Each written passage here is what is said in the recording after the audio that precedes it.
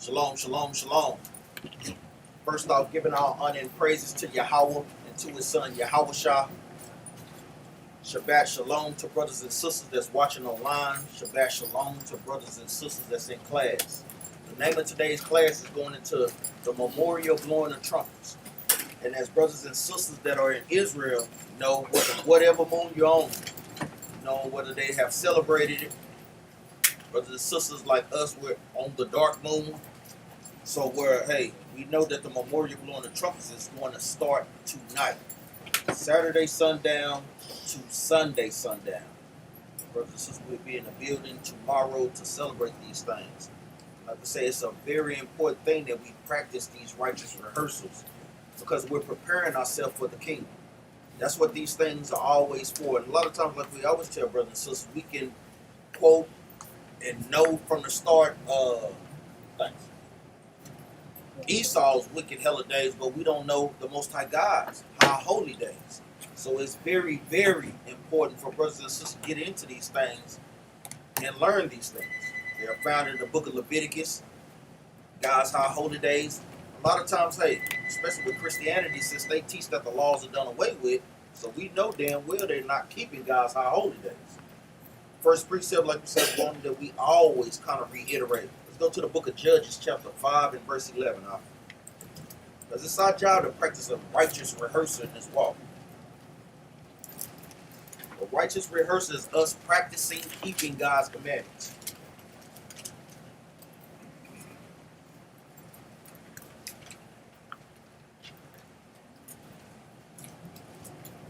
Book of Judges, chapter 5, verse 11. They that are delivered from the noise of archers in the places of drawing water. The noise of archers, we obviously know, is going into thermonuclear destruction. Drawing water is a place of servitude. That's what we have right now in America. We're in a place of servitude. Make sure brothers be paying attention to brothers up here. Make sure brothers be taking notes too. Read on. There shall they rehearse the righteous acts of the Lord. So it's letting us know over here in the places of servitude, there shall we rehearse the righteous acts of the Lord. Rehearsing the righteous act is us practicing keeping God's commandments. We bring these things out constantly, man. Constantly. And we know a lot of times with brothers and sisters that are new in the truth, but these things are constantly going to be reiterated. That's why you see the brothers that teach constantly bring out and go over classes of God's high holy day. So we can instill these things back into the minds and hearts of our brothers and sisters. Like we say, we understand and know without a shadow of a doubt when 4th of July is, when Christmas is, when Mother's Day is, when Father's Day is, when those things have nothing at all to do with the Most High God. He never ordained those things, man. But the laws that he have ordained, our people do not want to do them. Read on up. Even the righteous acts toward the inhabitants of his village in Israel. Then shall the people of the Lord go down to the gate. Now, the part that we wanted was us practicing a righteous rehearsal. Even with Old Testament Israelites, they're saying always about the law, but 9 times out of 10, they don't keep not now law in the Old Testament. Or with brothers that's not, that don't believe in the New Testament. Or vice versa. Now, somewhat, we always find that brothers and sisters are constantly making excuses. Well, we ain't supposed to be keeping, we ain't in our land. Well, that's not what the scripture just said. The scripture just said in the places of drawing waters. That's a place of servitude. We are supposed to be rehearsing God's laws, statutes, and commandments. And within those laws is his high holy days. Give me Deuteronomy 32 and 7. Just some quick precepts to kind of open up with. We don't kind of touch on these things, but we always, like we always say, reiterate these things, man.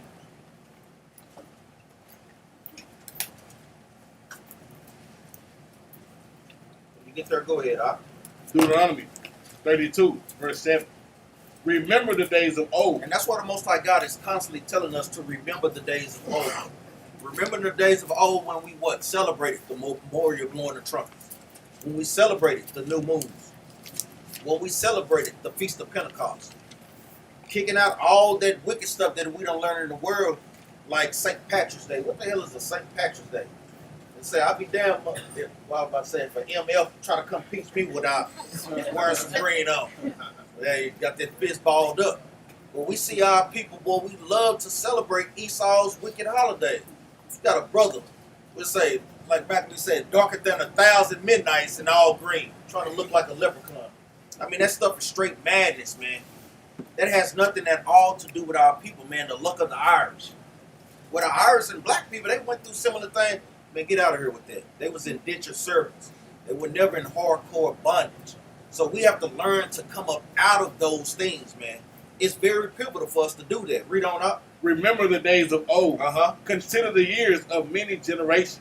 When it says consider the years of many generations, you're going back to our forefathers, Moses, Abraham, Isaac, Jacob. That's considering the years. Did they celebrate these wicked things that we're doing today? Easter, Asteroid. I mean, they didn't celebrate those things, man. Those things had no significance for our people at all. When we're celebrating God's high holy day, they actually mean something. Either our law, statutes, commandments are giving us freedom, or we're praising the Most High God, man. The wicked holidays that our people love to celebrate, it's the destruction of our own people. We're celebrating Thanksgiving. That's the destruction of the Native American Indians, our brothers from the northern tribe. You got somebody? Go ahead. Read on. Ask thy father. Do what? Ask thy father. How do we ask our fathers? Meaning go into the Bible and reading these things, man. You're reading the book of Leviticus, chapter 23. Going over where it's listed. In the book of Exodus, chapter 12. That's how you ask your fathers, what is this? Then guess what? When the Most High God is giving us those things, He's giving us significance of it as well. Even when He brought us up out of Egypt for the Passover. The Passover is very significant. Meaning what? He passed over us to save us to kill the Egyptians. Hey, that's a celebration of the destruction of our enemies. And a lot of times our people cannot deal with that if they can't take Massa with them, man. They can't deal with it, man. They can't take it, man. If they cannot take Esau with them, it's a problem. And Esau, hey, if the shoe was on the other foot, Esau wouldn't look back, man. I'm talking about wouldn't dare look back, man. You got somebody? Go ahead. Oh, yeah. Read on. Ask thy fathers, and he will show thee. And he will show us. How does he show us? Through the scriptures. Through Leviticus. Through Numbers. Through Deuteronomy. That's how he's showing us. Read on. Thy elders, and they will tell thee. Our elders are Moses, Joshua, Ezra, Nehemiah.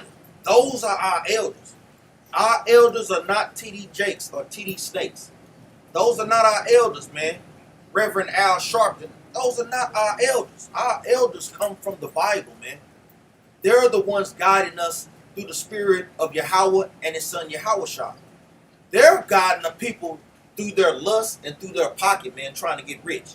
They care nothing for our people, man. And it's high time our people wake up and understand that thing, man.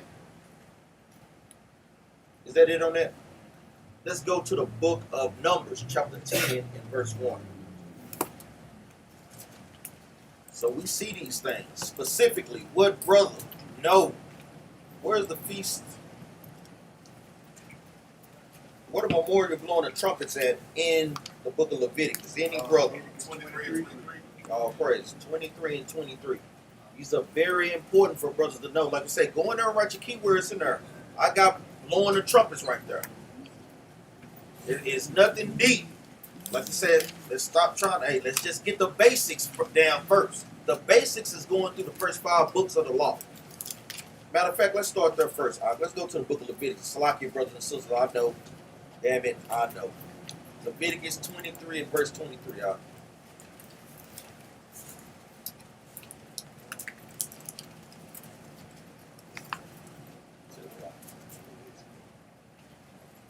Book of Leviticus, chapter 23, verse 23. And the Lord spake unto Moses, saying, Speak unto the children of Israel. So you Israelites are the so-called blacks, Hispanics, and Native Americans today. For new brothers and sisters tuning in. Read on. In the 7th month, in the first day of the month, shall ye have a Sabbath, a memorial of blowing of trumpets. So it's considered a Sabbath. Even when you read in the Big Ten, like we always say, when it says keep the Sabbath, up under that law falls all of God's high holy days. A lot of times, hey, our people thinking it's only just 10 commandments. No, it's over 613. They're categorized under the Big Ten. Read on. a memorial of blowing of trumpets and holy convocation. So in the 7th month, on the first day of the month, which is also a what? A new moon. It is a what? A holy convocation, meaning a holy gathering. So when brothers and sisters come and gather amongst each other, you want to make sure that you're in the spirit. You want to make sure that you're in the spirit and that you're in the right spirit to serve the Most High God. Many times, that's one thing that brothers and sisters are not doing when we come into this walk. Remember, when we come to this thing, it's in what? In joyfulness and gladness of heart. A lot of times, brothers and sisters don't have that spirit put on around God's high holy day. Because things ain't going your way. Because it's not going according to how you plan. Hey, remember, it's going according to how the Most High God plans, man. Things may come up. Hey, brothers and sisters have to deal with that thing. Still stay in the spirit. Because that's a guile of the devil to do what? Pull you out of the spirit. That's all that it is. And brothers and sisters, hey, whether you know a lot of precepts or not, knowing a lot of precepts is differently from applying precepts. We have to learn to start applying these things in real-time action, man, so you can start staying in the spirit. When brothers and sisters are not utilizing these things, it's all for naught, man. So it's our job to, guess what, have a holy convocation and do this thing with joyfulness and gladness of heart. Go ahead. We got to watch the things that we say in this truth. Because a lot of times brothers and sisters make up something in their mind, and also they say things that, well, I can't do this. Well, I can't keep it. Guess what? Keep on not thinking that you can't do it. You'll find yourself in a place, guess what, where you don't want to be at, man. We got to make sure that we keep our spirits in check like Ark is going into, man. This is a pivotal thing. Like you say, every high holy day, every high holy day, the Most High God got what we supposed to love. The Lord says, what in Amos chapter 5, verse 21? I hate your feast days. He didn't say mine. I hate your feast days. So everything that you think that you plan, that you think you can get away with, that you think is all good, the Lord said, no, I don't like that. You need to keep mine. So we need to make our minds up that we got to be keeping the Lord's Sabbath days, his high holy days. These are the things that the Lord said he commanded us to do, right? Oh, yeah. Let's go to the book of Numbers, chapter 10.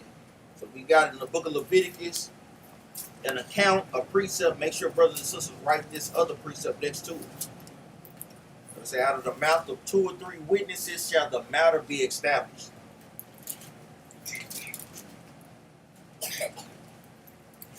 So we see that blowing of the trumpet is very detrimental to our heritage. Hey, it's one and the same. Like we say, even when brothers and sisters are seeing these towers that are alerting the people, the city, about bad weather, about things that's going on, where do you think they get those things from? They get those things from the Bible. All those things that we see out there, they get those things from the Bible as a warning for brothers and sisters to do what? To prepare, to watch out for danger, to watch out for bad weather. That's what these things are for. They get it from the scriptures. Read this, Ark. Book of Numbers, chapter 10, verse 1. And the Lord spake unto Moses, saying, make thee 2 trumpets of silver. Of what? Of silver. Read on, Ark. Of a whole piece shalt thou make them, that thou mayest use them for the calling of the assembly, and for the journeying of the camp. So, one instance, even like what we was bringing out in the beginning of the class, one way is to, guess what, call the assembly, and for the journeying of the camps.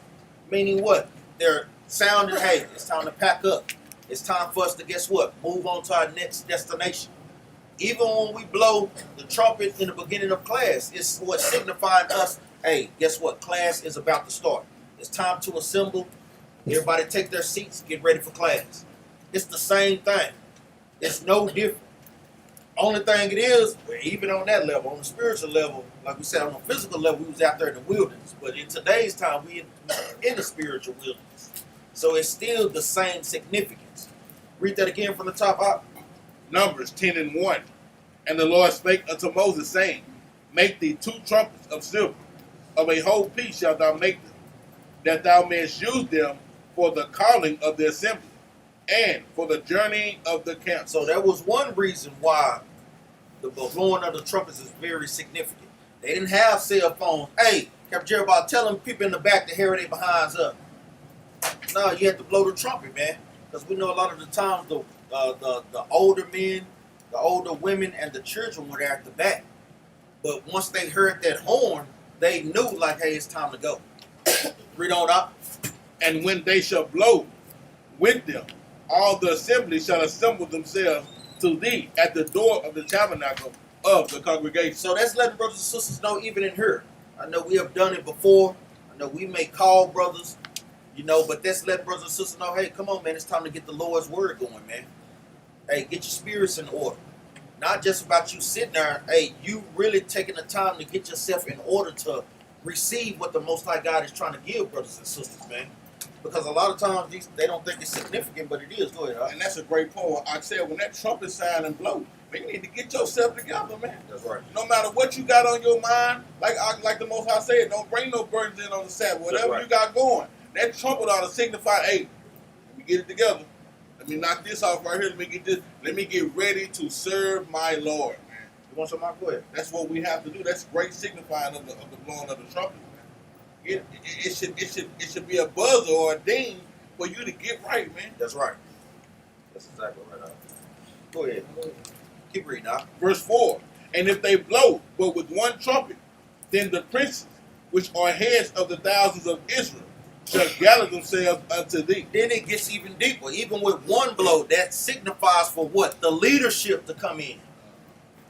Even us, like we said, as we do these things more and more, we'll start to put these things into practice as well, man. Really setting the order up, man. Really setting the order. And we know a lot of times, even our brothers IUIC, they're at the forefront of that thing, man. Like we say, that's the order that, guess what, the Most High God ultimately wants us to be back in, man. That's order, and our people lack order as a nation of people, man. We lack that thing. It's our job to, guess what, ask the Most High God to guide us with discipline. We hate those things, man. We hate to be diligent. We hate to stay on a good pattern of works. We hate those things, and that's just flesh, man. Even like what Ark went into. That's your flesh warring against your spirit, and guess what? You want to make sure that your spirit is winning most of the time, man. Read on up. Verse 5. When you blow an alarm, then the camps that lie on the east parts shall go forward. Shall do what? Shall go forward. So who was the camps that lied on the east? Do any brothers know? Because what is the book of Numbers about? When you see that title, what do brothers think the book of Numbers is about? Gatherings, the number 2. Say it again. Number 2. All those answers. What you said, Brother Ezra? All the people that get rid of gathering for war. Not Gather, numbers mean numbering the people. Numbering. Meaning what? Putting things in order. That's exactly what it's going into. Numbering the people, putting things in order, man. Who was the people on the east? Do any brother know?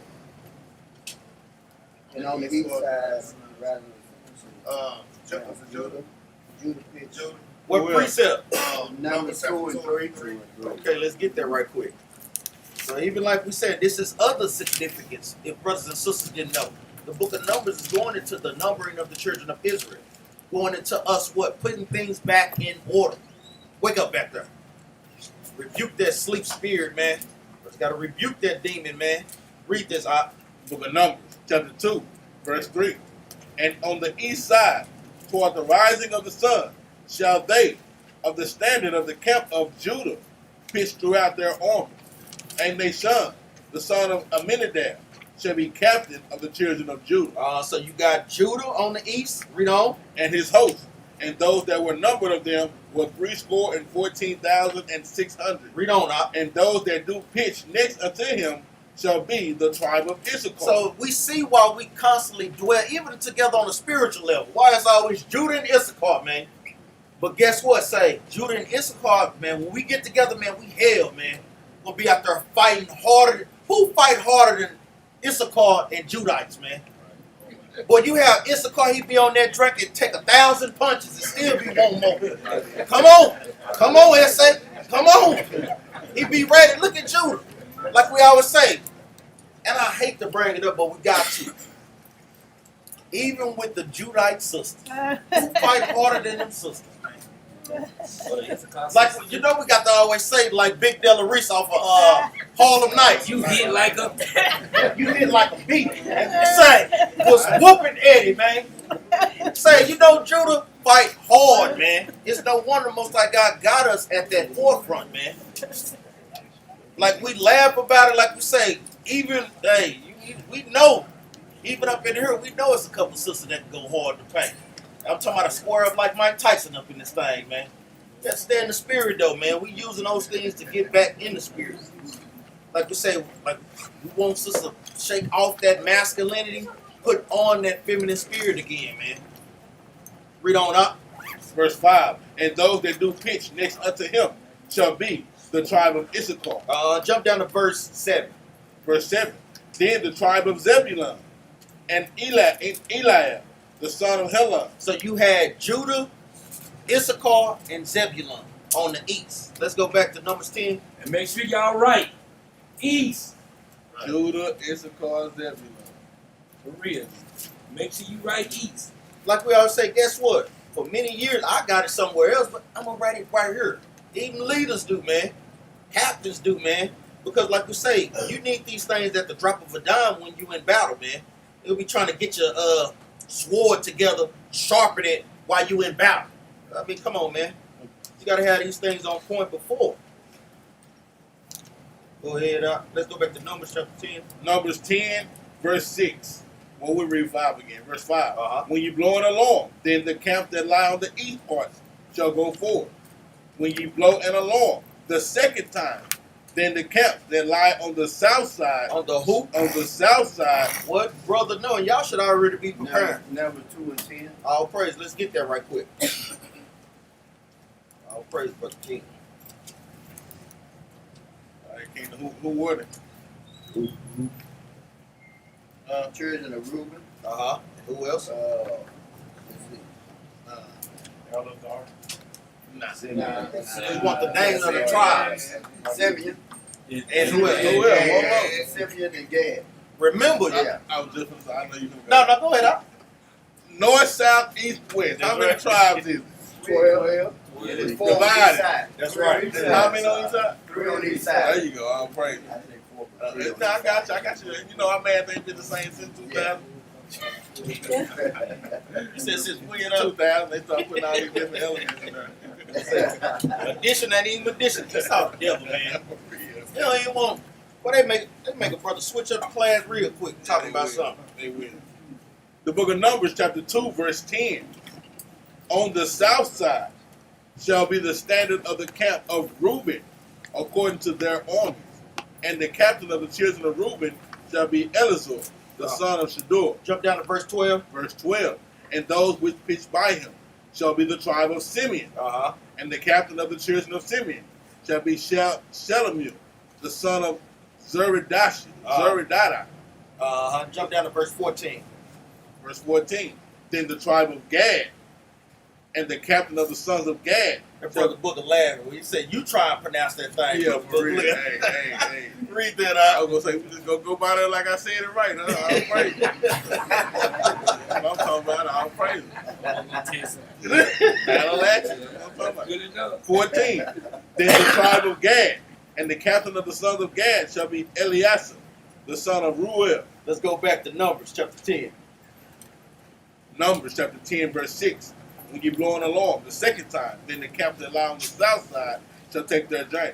They shall blow an alarm for the journey. Uh-huh. But when the congregation is to be gathered together, ye shall blow, but ye shall not sound an alarm. Read that part again, But when the congregation is to be gathered together, ye shall blow, but ye shall not sound an alarm. Ye shall blow but not sound an alarm. So it's letting us know to bring people together is different from us sounding an alarm for a danger. It's a difference. Brothers and sisters understand that? Read on. And the sons of Aaron, the priests, shall blow with the trumpets, and they shall be to you for an ordinance forever throughout your generation. And if you go to war in your land against the enemy that oppresses you, then ye shall blow an alarm with the trumpets, and ye shall be remembered before the Lord your God. and you shall be saved from your enemies. It says, read that again, Op. Verse 9. And if you go to war, And if you do what? go to war Read on, Op. in your land against the enemy that oppresseth you, then ye shall blow an alarm with the trumpets, and ye shall be remembered before the Lord your God, and ye shall be saved from your enemies. So we see these things, the assembling, the journeying, to sound an alarm, to get what? Each tribe in order, and guess what? For the blowing of war.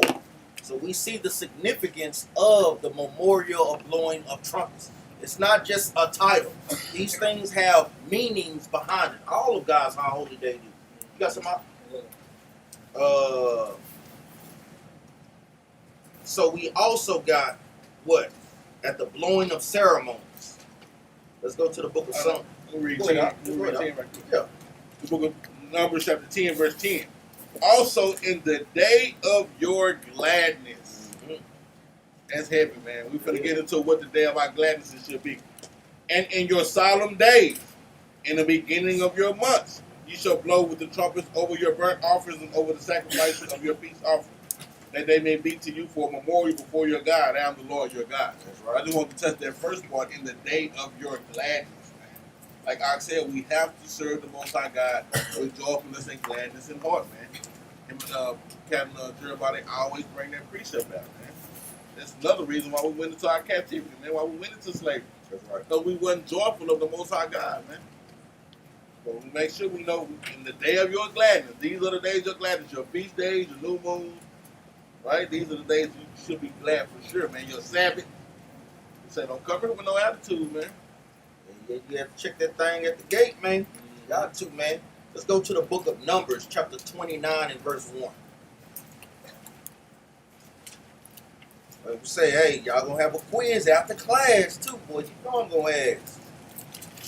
Because we want to make sure. I know a lot of times, even as being teachers, a lot of times, even when brothers get up to that, brothers will really kind of understand. Even the things that the Most High God put on brothers to bring out, we want to make sure that brothers and sisters are receiving those things as well.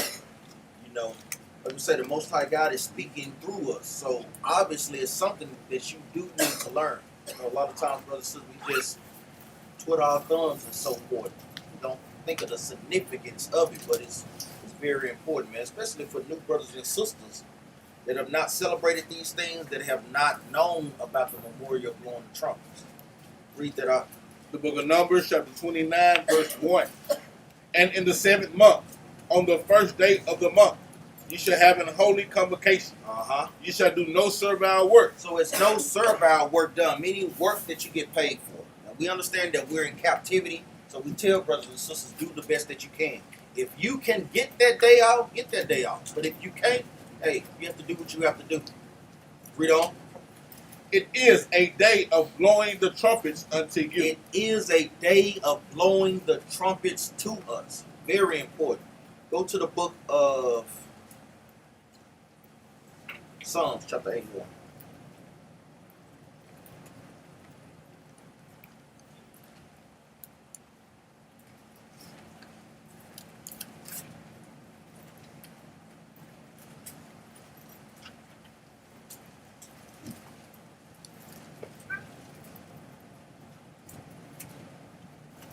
Get there, read that up. The book of Psalms, chapter 81, verse 1. Uh-huh. Sing aloud unto God our strength.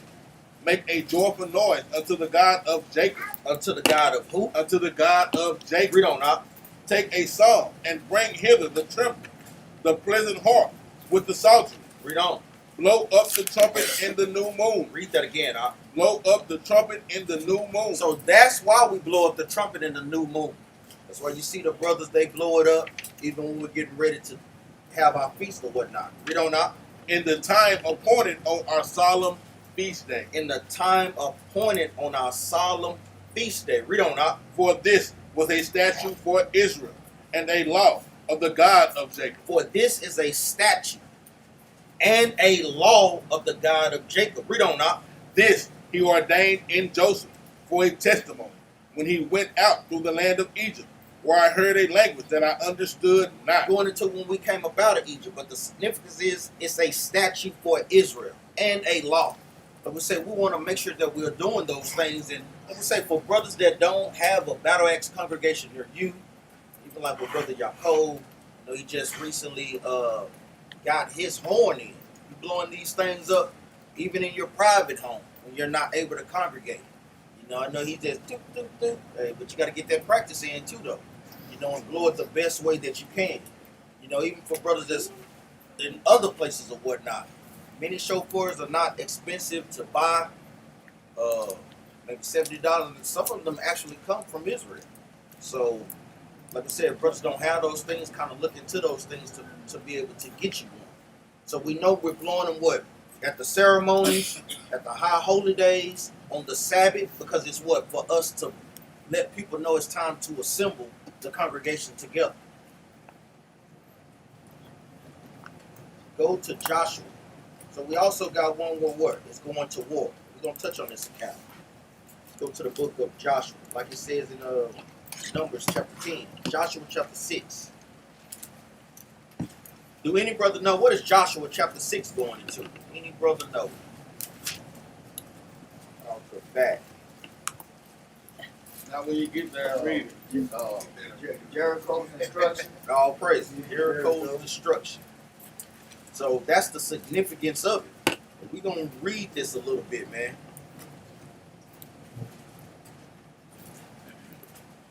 Jericho's destruction. So like we said, when we're going to war, remember, when we came up out of Egypt, out of bondage, the Most High God was doing what? Having us wander through the wilderness. Not only were we wandering, but it was our job to do what? Literally take back or take the land from the Hamites that was in that land. So in order to take that land, we had to do what? You had to fight. You had to fight the people.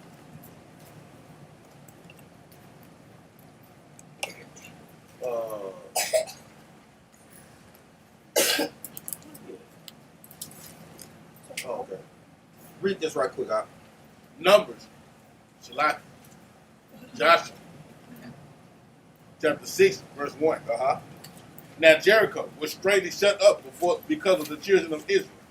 None went out and none came in. It said they were straight shut up. Meaning what? The fear of the Most High God was upon them. That's why it's very important that we come back as a nation so the Most High God can instill fear amongst them.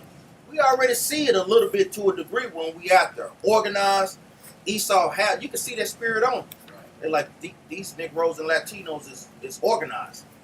Like, that's one of the main things. Even with, what's his name? When he used to dress and drag over FBI. What's his damn name? Started the FBI. Any brother know? J. Edgar Hoover. That's what he was saying. He didn't give a damn about none of those things. He said the most. J. Edgar Hoover. He said the threat to American society was the uniting of black Americans. Now, guess what? That untripped. Knowing that, guess what? If we could get Native Americans, our brothers from the tribe of Gad, and Issachar all together, guess what? That puts fear on the other nations, man. Puts fear on them. Matter of fact, let's prove that. Go to the book of Ezekiel. And while I'm getting at that Greek the freak, he did the same thing. He had the same mindset. And then guess what he was? Just like J. Edgar Hoover. Homosexual. Same spirit. Go to the book of Ezekiel chapter 37 and verse 10. Ezekiel 37 and 10. So I prophesied as he commanded me, and the breath came unto them, and they lived. And they what? And they lived. That breath is going into the laws, statutes, and commandments. When we are keeping God's commandments, that's how we are living. We're not really living unless we're keeping God's commandments. Read that again from the top. Ezekiel 37 and 10. So I prophesied as he commanded me, and the breath came unto them, and they lived, and stood up upon their feet, an exceeding great army. An exceeding great army. So we're only an exceeding great army when we are keeping God's commandments. Let's get another precept. This is the precept that I really want. Let's go to the book of, who got the precept? 17. Kings 17, 13. Uh-uh. Oh, Revelation 11. All praise. All praise, man. Brothers in the spirit, man. They own it, man. Revelation chapter 11 and verse 11. Because the point is that when we're keeping God's commandments, what? It puts fear on the other nations. That's the point. The book of Revelation, chapter 11, verse 11. And after 3 days and in half, the spirit of life from God entered into them. In 350 years, that's what 3 days and a half translate to. Read on up. And they stood upon their feet, and great fear fell upon them which saw them. When we stand up upon our feet, meaning what? We're keeping the commandments. That's what brings great fear on the other nations. So we can see that now. That's why the hearts of the people of Jericho was doing what? Was melting. That's why they were straight shut in. Didn't nobody go in, didn't nobody go out. They're like, the Israelites is around, man. They understand that, guess what? The Most High God is dealing with us, man. And that's why it's very important that brothers and sisters are diligently keeping the commandments so the Most High God can be that hedge of protection for us, man, against our enemies, man. Like we say, when we're keeping His commandments, He make even our enemies be at peace with us. That's why a lot of times when brothers are worried about certain things, hey, at your job, Most High God put that spirit on Esau to leave you the hell alone, man. They do a lot of times. And like we say, brothers have to learn to start seeing that thing in the spiritual sense. You got some more? Let's go back. You got some? Let's get them stories together, man. I never see y'all go. Bring that thing out, man. You want me to Go back. Joshua? Yeah. And that's just the thing about it. Like right now, they'll give you a charge called what? Organized crime. We'll come together on some crime, bro. Get your four Judites and 2 Issachars together. Go there and rob the house, boy. You organize crime. We got to make sure we start organizing for the right reason, like we're doing that. This is why we come together, organize together to get those different outlooks or personas that they have on them. That's right. Read verse 1 again. Jericho. Let's say Jericho. You already know Jericho. what Jericho. I'm calling it everything. Joshua 6 and 1. Uh-huh. Now Jericho was straightly shut up because of the children of Israel. None went out and none came in. Read on up. And the Lord said unto Joshua, See, I have given into thine hand Jericho, and the king thereof, and the mighty men of valor. Read on up. And ye shall compass the city, all ye men of war. All ye what? All ye men of war. That's what the Most High God is looking for. Even for brothers, He's looking for men of war. Meaning what? Brothers that's going to stand up, that's not dealing in that fearful type spirit, that's ready to go and do the work of the Most High God. That's what He's looking for, man. Strong men out here, man. Not strong women, man. He want the men to rise up. Read on up. And go round about the city once. Thus shalt thou do 6 days. And 7 priests shall bear before the ark 7 trumpets. It's going into the Ark of the Covenant. Read on. And 7 priests shall bear before the ark 7 trumpets 7 of ram's what? horn. 7 trumpets of ram's horn. Uh-huh. And the 7th day ye shall compass the city 7 times. And the priest shall blow with the trumpet. So the Most High God, He's an expert in war tactics. So this is basically all this is a war tactic. What type of war tactic is it? A psychological war tactic. As you read, a lot of times brothers want to be deep. That is some deep stuff for you, man. Mm-hmm. That's some deep stuff for you. The Most High God is literally messing with their minds, man. You can already see it already, man. Like I say, Attrition warfare is what it's called. yeah, exactly. Read on up. Verse 5. And it shall come to pass that when they make a long blast with the ram's horn, and when ye hear the sound of the trumpet, all the people shall shout with a great shout, and the wall of the city shall fall down flat, and the people shall ascend up every man straight before him. So the Most High God was giving them specific instructions on how to take this city. They had to go around 7 times. And that last time they went around, they blew the trumpets, then they came with a shout and knocked down the walls of Jericho. And just like I said, this is a psychological warfare. Just think about when mama say, when I get home from work, I'm finna tear your butt up. Now you gotta think all day long, that thing, I'm finna get a whooping, man. And this is how the Lord looking. That's how the Lord doing to this Jericho. He's like, yeah, you better get a whooping. They keep sounding along. They know something been happening. They scared in the mud. This is psychological. Like I say, when you get the mind, everything else gonna fall in place, man. Jump down to verse 8, Doc. Verse 8, and it came to pass, when Joshua had spoken unto the people, that the 7 priests, bearing the 7 trumpets of ram's horn, passed on before the Lord, and blew with the trumpets. And the ark of the covenant of the Lord followed them. Read on.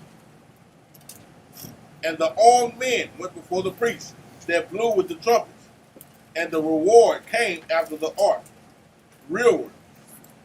And the rearward came after the ark, the priest going on, and blowing with the trumpet. So you had the armed men before the priests going around, and they're basically circling this city, causing, like we said, psychological warfare. Blowing the trumpets, then at the end they're going to scream. You just imagine hundreds of thousands of people outside of your kingdom, hollering, blowing trumpets. You don't even like it when your children holler in the house. You ready to go crazy. Just imagine that thing multiplied times 100,000 or close to 1,000,000. Hey, that'll do some. Hey, that'll put some fear on you, man. Read on, huh? Verse 10, and Joshua had commanded the people, saying, Ye shall not shout, nor make any noise with your He voice, was telling them hold off for those 6 days. Read on. neither shall any word proceed out of your mouth, until the day I bid you shout. Then shall ye shout. And guess what? Brothers and sisters have to learn to follow directions too as well, man. Real, man. He's giving them specific directions. You have a brother, but Joshua, I'll see Joshua come over and slap the hell out of him. Bow! I put your butt to death. Boy, for real, that's how serious it was, man. Because this is following directions, man. That thing is serious, man. Remember, that's why we're in the position that we're in right now, because we don't follow directions. I say this all the time. I know a lot of times, well, parents, we get mad at our children for not listening to what we say. But here you have grown Negroes, they don't listen either, man. Boy, don't take counsel at all. First hand. They don't listen, man. First hand. I be about to get ran over at this school I work in, man. Man. And I tell these parents all the time, y'all hypocrites, man. Children don't do nothing, you gonna whoop their butt. Now you got laws to follow, you wanna run me over. That's hypocrite, man. That's it. Think about it. We buy something, what we do? Throw the paper in the tray. We just go talk to it together.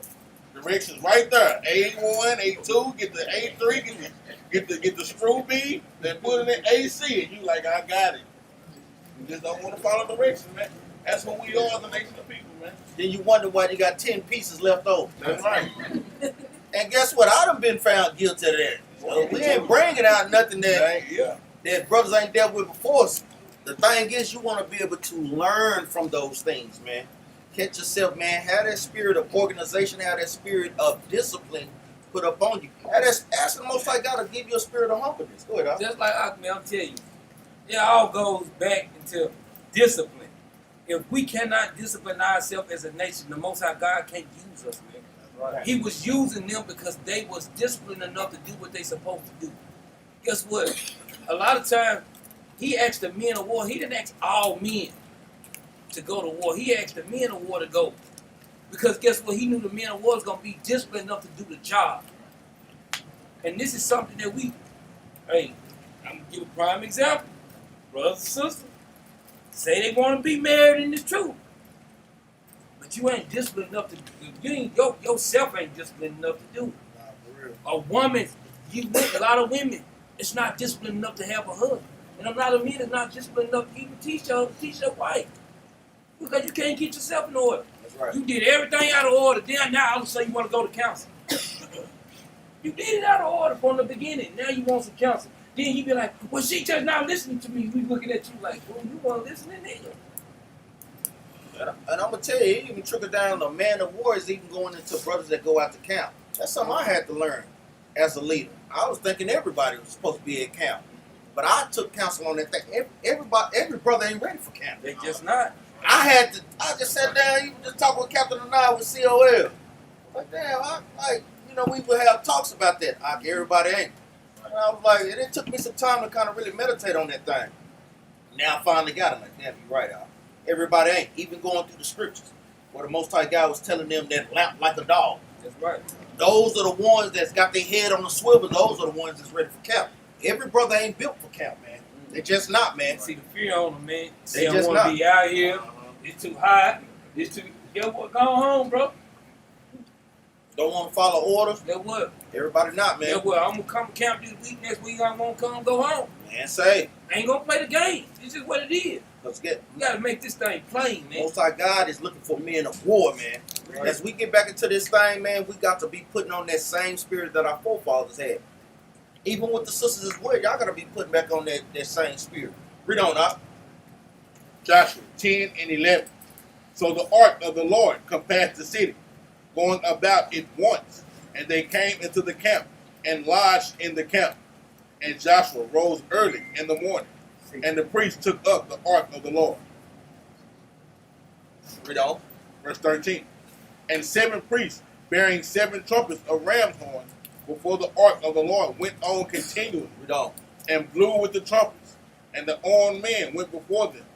But the rearward came after the ark of the Lord, the priests going on and blowing with the trumpet. Read on up. And the second day they compassed the city once and returned into the camp. Read on. So That's they the did point. 6 days. So they did that 6 days, going around, compass. Read on up. Hold on. Now you see, he's doing the order. That's what the Lord told him to do for 6 days, right? That's they going exactly how the Lord told them to do. Nothing different. Not adding, not taking away. It's exactly what the Lord told them to do. Right? This is showing the sign of obedience. Go ahead, huh? Verse 15. Verse 15. And it came to pass on the 7th day that they rose early about the dawning of the day, and compassed the city after the same manner 7 times. Only on that day they compassed the city 7 times. Only on that day they went around the city 7 times. The 7th day was going into what day? The seventh. Which is what? Say it again. The Sabbath. The Sabbath. Read on.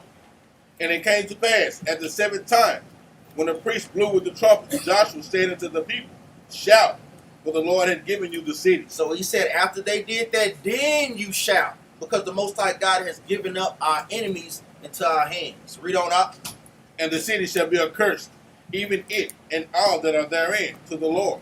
Only Rahab the harlot shall live, she and all that are with her in the house, because she hid the messengers that were sent. So the only people that were saved out of Jericho was Rahab the harlot. I know a lot of times people try to say Rahab, she's in Israel. No, she's not an Israelite. Right. The Most High God just spared her. That's all that he did. There's nothing deep about that. Right.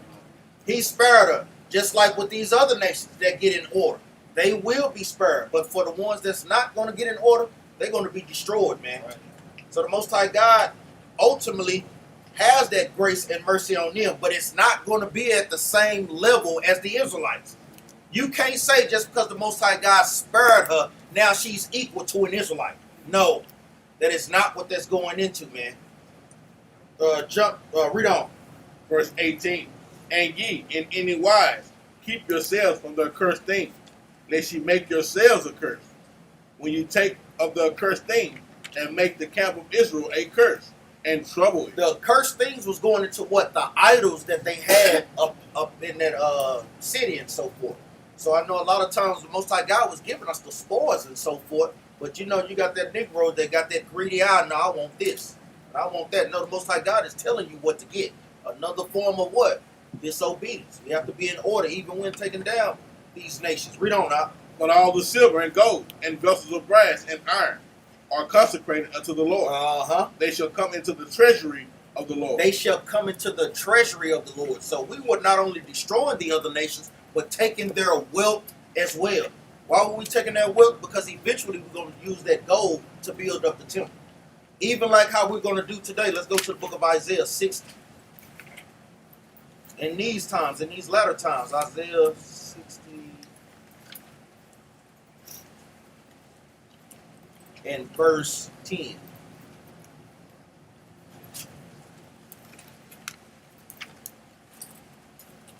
The book of Isaiah, chapter 60, verse 10. And the sons of strangers shall build up thy wall, Meaning the other nations are going to build up our kingdom. Read on. and their kings shall minister unto thee. Their kings, meaning their leaders, the Rothschilds, they're going to minister unto us. Meaning what? Whatever we want, whatever we need, hey, guess what? They're going to break their arms and neck to get it for us. Read on. For in my wrath I smote thee, but in my favor have I had mercy on thee. Read on now. Therefore thy gates shall be open continually. They shall not be shut day nor night, that men may bring unto thee the forces of the And Gentiles. we done touched on this before. What is the forces of the Gentiles? Well, Their wealth. Exactly. Read on. And that their kings may be brought. Read on. For the nation and kingdom that will not serve thee shall perish. Shall what? Shall perish. Shall what? Shall perish. Read on up. Yea, those nations shall be utterly wasted. And if they don't get with the program, they're going to be utterly wasted. So this is where we're getting the whole blue. Meaning what? The Most High God don't change. He has the same ordinance, the same laws going throughout. Go ahead, Up. And just like what I'm going into, just how he's going to take the spoils and he's going to get the other people. Guess what? We're going to fall in line the same way, That's right. right? Let's just get a precept on it. Let's go to Jeremiah chapter 30 right quick. Jeremiah chapter 30, verse 20. Because just like he's going to take the spoils of them and he's going to put them in submission, guess what? We're going to be back his people again too. And what we're going to be in order like he commanded us, right? Jeremiah chapter 30 and start at verse 20 up. Jeremiah 30 and 20. Their children also shall be as aforetime, Read. and their congregation shall be established before me, and I will punish all that oppress them. So the Lord said he's going to punish everybody that oppress us, right? Read. And their nobles shall be of themselves, Read. and their governor shall proceed from the midst of them. So guess what? Their nobles, their governors, they're going to proceed from the midst of them, right? Read. And I will cause him to draw near, And he going to cause all of them to draw near, right? Read. and he shall approach unto me.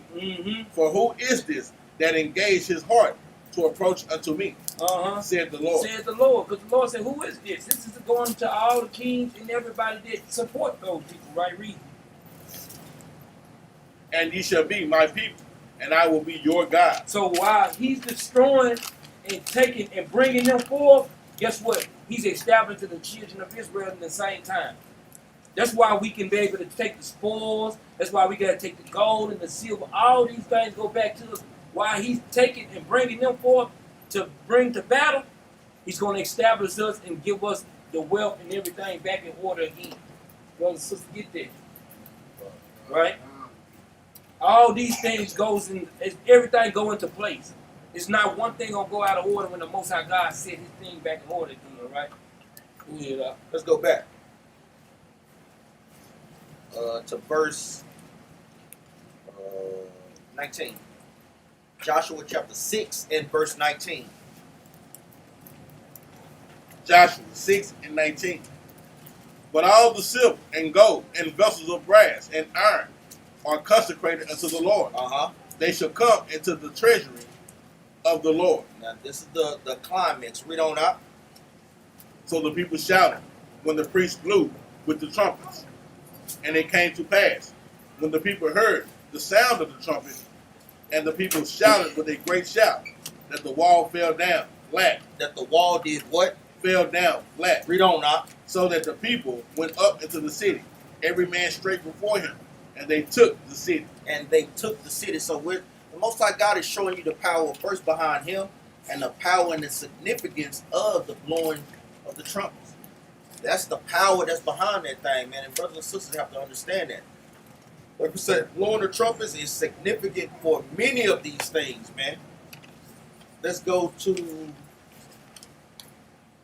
Isaiah 58:1. What's more on that, sir?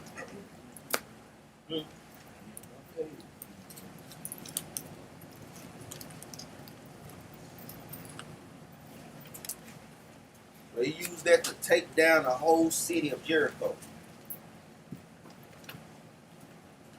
The book of Isaiah, chapter 58, verse 1. Cry aloud. Read on. Spare not. Lift up thy voice like a trumpet. Like a what? Like a trumpet. So that's why the Most High God even compares our voice to a trumpet. Even when we crying loud, even out there on the streets, it's our job to what? Sound loud.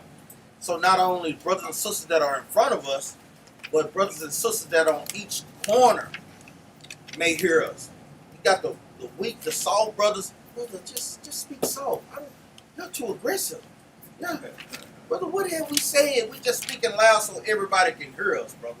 We're not coming at you harsh. We're just speaking loud so everybody can hear us. That's it. Let me say some have compassion. A lot of times we do make a difference. But sometimes, hey, you got to pull them out with the fire. Read that again out. Cry aloud, spare not. Lift up thy voice like a trumpet, and show my people their transgression. And when our voice, we're showing our people, we're crying aloud, showing them what they're doing wrong according to the Bible, and showing them what they need to do to get back on track. You having these problems in your life, guess what? It goes back to sin, sis. You having these problems, guess what? It's going back to sin, brother. You can't never seem to overcome something. You're always dealing with something. Can't get the understanding you are dealing with something to a degree. Whether or not you want to admit it or not, that's on you. But that's what the Most High God is showing us through the scriptures to tell you. Read on. Is that it? And the house of Jacob, their sin. And that's what our job is to do when we're blowing a trumpet or making our voice like a trumpet. Give me Jeremiah chapter 6 and verse 17.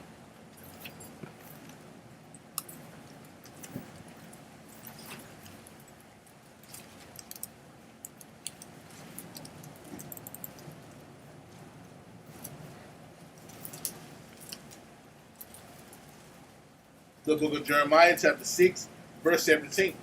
Also, I set watchmen over you, saying, hearken to the sound of the trumpet. Do what? Hearken to the sound of the trumpet. Meaning what? To call the congregation in, to warn them in a time of war. He's telling us, hearken to the sound of the trumpet. Even what? Even brothers' voices as being trumpets. Hearken to that thing, man. Meaning what? If a brother is telling you certain commandments to do, that's what you should do. That's what all those things are symbolic for the trumpet. That's why it's very, very important, man. That's why we see the Most High God has instituted this. Jump up to verse 16 now. Jeremiah 6 and 16. Thus said the Lord, stand ye in the way and see, and ask for the old path. And do what? And ask for the old path. It's our job to continue to ask for the old paths. Lord, please keep me on the path that my foremother Mary was on, that my foremother Judith was on, that my foremother Esther was on, that our forefather Nehemiah, Ezra, David. We want Most High God to instill those old paths in us, man. And that's something that brothers have to be praying for, man. Read on up. Where is the good way? Where is the good way, man? That's the good way. I know a lot of times we see our ways, man. And that's where brothers and sisters have to start catching themselves, man, and learning from their mistakes. You seeing your ways. You seeing your ways ain't work. Like we said, we done tried every damn thing, man. How about just trying the Most High God's way? I'm talking about over the period of time that you done been in this walk. How many times have you tried the Most High God way and you done panned out better versus you doing your own way? You, guess what? Putting yourself in a hole. We have to start seeing that. We have to have discernment in those things. And watching, look, brothers and sisters, learning from learned men that's in the truth. When I see people that have been in the truth 20 years, that's truly keeping the commandments in sincerity, that means a lot, man, in this day of time, man. How did you get there that far? What did you do to make it there? Well, guess what? Brothers and sisters don't see that. And brothers, guess what? I'm going to do what I want to do anyway. And guess what? You're going to be just like the rest of the people that done left the truth. Man, I'm talking about, man, that scripture heavy than a mug. Verse 16, watch the old path, man. And a lot of times, like we say, brothers and sisters struggle from that because a lot of times brothers and sisters still see niggas up here. Right. You know, that's a lot of the times, man. I know that's a spirit that's kind of hard to shake in Israel, man. That nigga ain't nothing but a nigga, man. nigga black, nigga ashy. That's a nigga, man. Nigga look like me? Nah, this nigga can't tell me S-H-I-T, man. No, I ain't listening. I'm talking about, like we say, brothers, even when brothers got into the truth, they just sat, listened, and shut my damn mouth. Really? Just like that. For real? The whole time. Okay. Just like that the whole time. All right. But guess what? But guess what? Now brothers come in, well they got more knowledge than you got, man. They just learned the truth yesterday, boy. I'm talking about, boy. Did you just see this, brother? Brother, I'm telling you, brother, that's deeper than what it thinks, brother. Back to me, man. Now look at that, man. Boy, sit your ass down. Look at that. Brothers have to put that humble spirit on. That's why we a lot of times we go over those things, even in Cap 101. Because we know it'll jump on you, no matter what. I mean, it is what it is. You got some up? Read verse 16 again. Verse 16. Thus said the Lord, stand ye in the way, and seek and ask for the old path. Read on. Where is the good way? Where is the good way, man? Read on.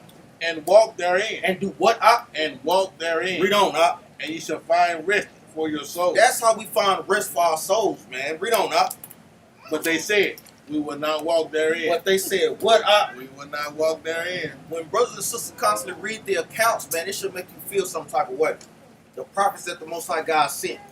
And the hard-headed brothers, that's how we know we Israel, man. Who's more rebellious than us? He gets literally sending the prophet Jeremiah, and he's saying, no, we would not walk therein, man. Meaning they had the history of what they did in the time of their flourishing. And then they had the history of during the time of their destruction. And a lot of times, brothers and sisters cannot put the pieces of the puzzles together, man. You cannot see the breakdown. Like, damn, when I was on this track, damn, I was doing good. Now I done wandered off the path like a stray sheep. Now I'm doing this. Stay on the beaten path, man. Read on up. Also, I said watchmen over you. Watchman is somebody watching out for your souls, man. Giving warning to the people, man. Read on up. Saying, hearken to the sound of the trumpet. Hearken to the sound of the trumpet. Meaning what? What brothers are warning you about. Read on up. But they said, we will not And our hearken. people do not want to hearken. Read on up.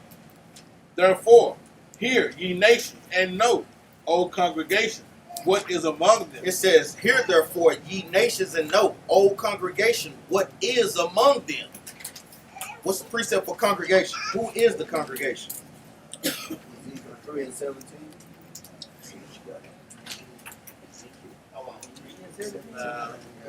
Not watchmen. I think this. Is that Watchmen. You think for watchmen? Oh, okay.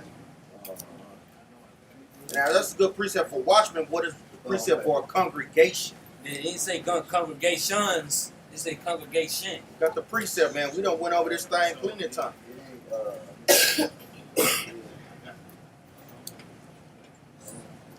Got the precept for congregation, man. What you got, Brother Glenn? What you got, Brother Ocean? What you got, man? Brought out a good precept in Count 101. Got to keep that track going, man. Keep that thing going, man. Say it again. 18 and 20.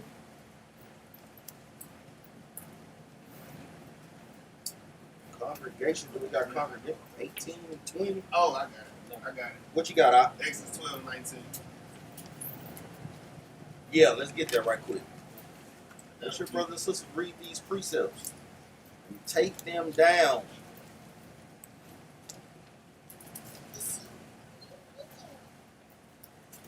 Get there, read that up. Matthew's 18 and 20.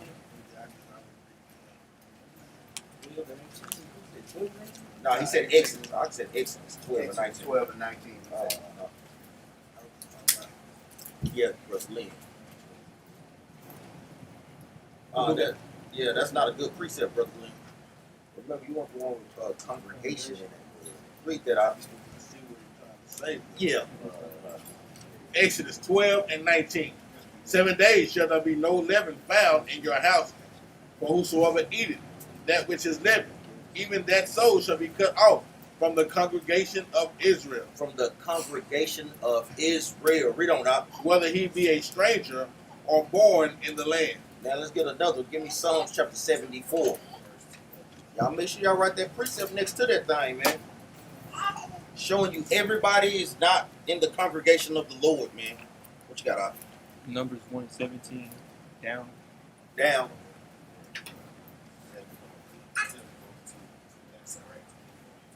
Everybody is not in the congregation of the Lord. Yeah. You said, yeah. 17 on down, yeah.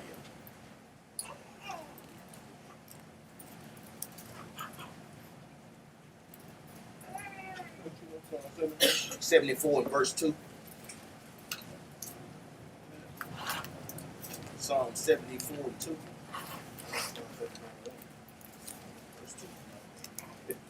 Psalm 74 and 2. Remember thy congregation, which thou hast purchased of Who old, is the Most High God purchased from old? The Israelites. That's right. Read on. the rod of thine inheritance, We're the rod of his inheritance. Read on. which thou hast redeemed, And we're the one that is redeemed. Read on. this Mount Zion, This Mount Zion. Mount Zion is another name for what? For Israel. Read on. wherein thou hast dwelt. Wherein thou hast dwelt. Meaning Most High God is not dwelling in the congregation of the Moabites. The congregation, not the congregation of the Edomites. He's not dwelling in these other nations in their congregation. Go ahead. And we the only nation that's got the congregation, tabernacle congregation. Just make it plain, man. We the only nation that got this, man. So we got to be the congregation. No other nation has this, man. Let's go. Go ahead. Go ahead, You got something? Go ahead. You go back to Jeremiah 6. Yeah. Go ahead. And that, now go ahead. Let's go back to Jeremiah chapter 6. Get it out of this. Jeremiah chapter 6 and verse 19. Jeremiah 6 and 19. Hear, O earth, behold, I will bring evil upon this people, even the fruit of their thoughts. Even the fruit of their thoughts, man. So a lot of times we have to have what? Discipline even over our thoughts, man, in this walk. I would say we touch on many different things. Because, like we say, even jumping back up, that watchman was blowing the trumpet, what? Warning our people. Even within the law. It's our job to, guess what, warn people about their thoughts. Even going to the book of Wisdom of Solomon, chapter 1, verse 5. Having discipline over your thoughts. Setting scourges over your thoughts in the book of Sirach, chapter 23, verse 1. These things are very, very important. Matter of fact, let's get those precepts. Brothers and sisters should know these things too. Hold that precept. Let's get that, man. For edification, man. For new brothers and sisters that's in class or that's watching online. Wisdom of Solomon, chapter 1 and verse 3.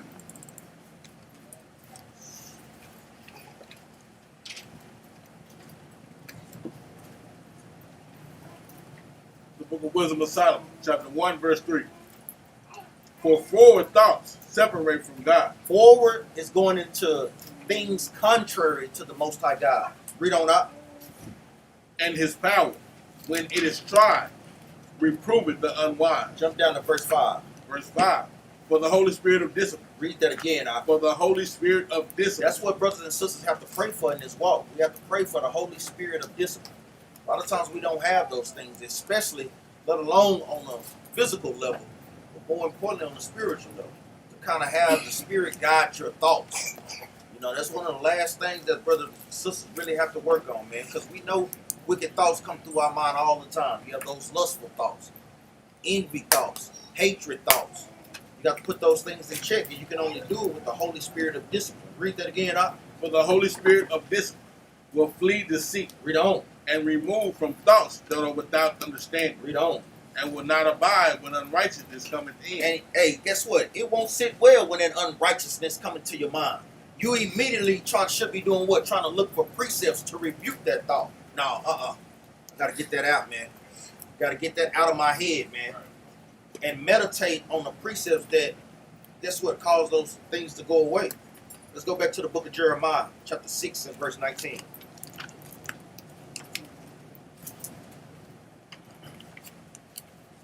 And also that fruit of that thought goes into what the issues of life, man. And what precept is that?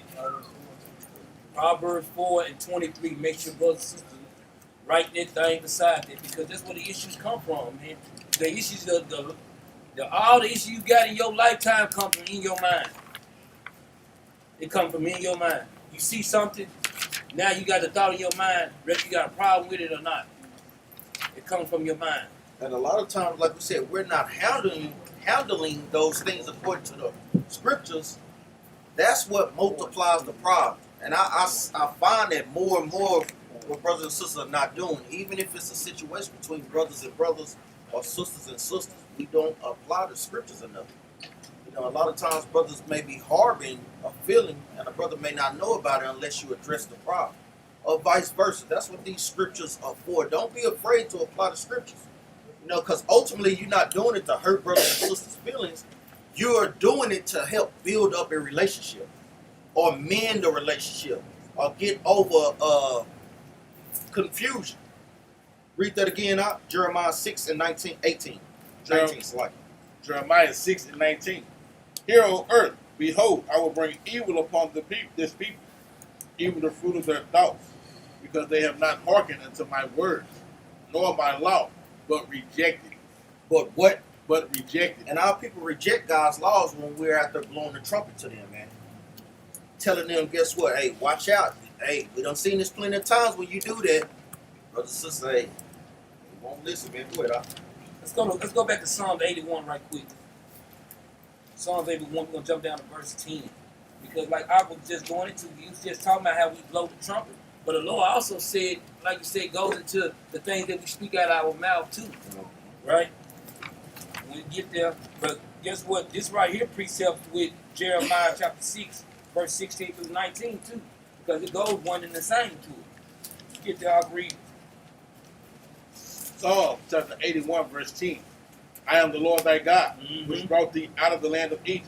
Read. Open thy mouth wide, and I will fill it. What did the Lord say? Open thy mouth wide, and I will fill it. So the Lord told us to open our mouth wide, and He gonna fill our mouth. Going into our voice, telling us to cry out to the people, talk to the congregation. Make sure that they in order, right? Read on. Bless you. Verse 11. But my people would not hearken to my voice. So it's the same thing that it's saying in Jeremiah that we wouldn't listen. King David said the same thing, but the people would not listen. Man, read. And Israel would none of me. And we don't want none of the Most High, right? We don't want none of His glory. We don't want Him to, we think we doing it all on our own. Read. So I gave them up into their own heart. So the Lord said, since y'all didn't want to listen to me, I'm going to give y'all up until what? The fruit, even the fruit of your thoughts, I'm going to give it up to your own heart, man. Read. So I gave them up into their own heart's lust. Their own heart's lust. Not righteousness, your own heart's lust, right? Read. And they walked in their own counsel. Read. Oh, that my people had hearkened unto me, and Israel had walked in my way. Read on. I should soon have subdued their enemies and turned my hand against their adversaries. So the only way that the Lord's going to listen to us and go fight for us, we got to subdue our understanding, come back to Him, and then that's why the Lord fight for us again, man. But we got to be in order with Him, man. But if you don't, the Lord said He going to give you on over to your own heart's lust, right? Go ahead. Get another precept, man. Let's go to Ezekiel 33. We'll read that, start at 1 right quick. This is another precept with Jeremiah 6, 17 and 18. This is the book of Ezekiel, chapter 33 and verse 1. Again, the word of the Lord came unto me, saying, Son of man, speak to the children of thy people, and say unto them, when I bring the sword upon a land. So when He come and do these things to us, we're not hearkening. Read on. If the people of the land take a man of their coast and set him for their watchman. So you gonna go into the ways of what? Like Esau, the ways of the world, right? Make him your watchman, right? Read on. If when he seeth the sword come upon the land, he blow the trumpet and warn the people. So like you said, blowing the trumpet and warning the people. In this instance, it's us like I went into the precept, opening your mouth. And the Most High giving you the words to give the understanding to the people. Read on. Verse 4. Then whosoever heareth the sound of the trumpet and taketh not warning, if the sword come and take him away, his blood shall be upon his own head. So we already know this is going into we always bring out Ezekiel, but Keenan tried to bring out earlier, right? Read on. Verse 5. He heard the sound of the trumpet and took not warning. So they hear the sound of the trumpet every Sabbath. We out there blowing that trumpet, man. We out there giving the words to the Most High God. That's another sign of the trumpet, right? But they didn't take the warning. Read on. His blood shall be upon him.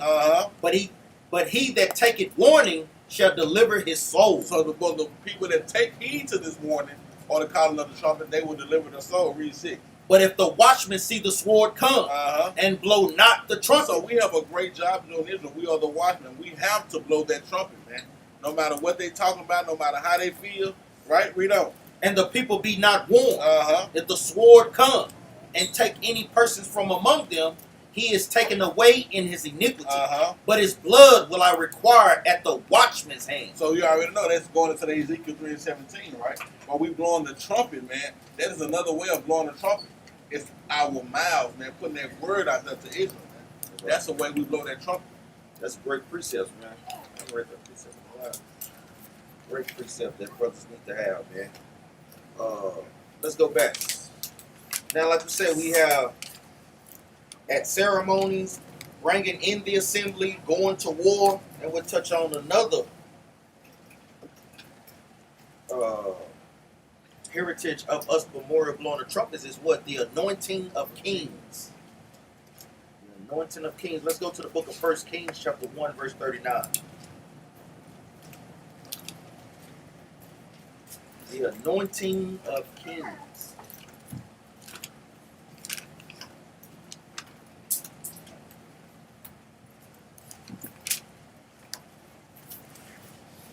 The book of 1 Kings, chapter 1, verse 39.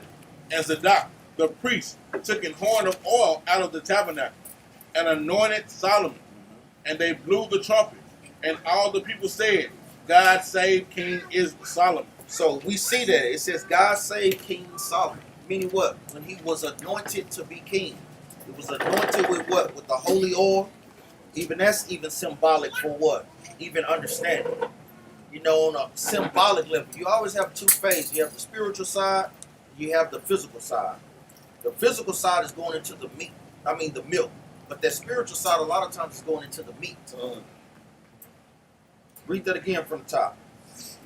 1 Kings 1 and 39. And Zadok the priest took an horn of oil out of the tabernacle and anointed Solomon. And they blew the trumpet. And all the people said, God save King Solomon. Read on out. And all the people came up after him. And the people piped with pipes and rejoiced with great joy. So that the earth rent with the sound of them. So the earth rent with the sound of them. Giving what? Giving praises to King Solomon, that he had became king. Read on out. And Adonijah and all the guests that were with him heard it as they had made an end of eating. And when Joab heard the sound of the trumpet, he said, wherefore is this noise of the city being in an uproar? So even he heard it. He know what that trumpet, what is this going into? It's going into them what? Anointing the king. So guess what? It's showing you, even if you was a little outside of that, if you heard that, now you want to make sure that you recognize the sounds of each trumpet. You know, those are some things that you do not want to miss, man.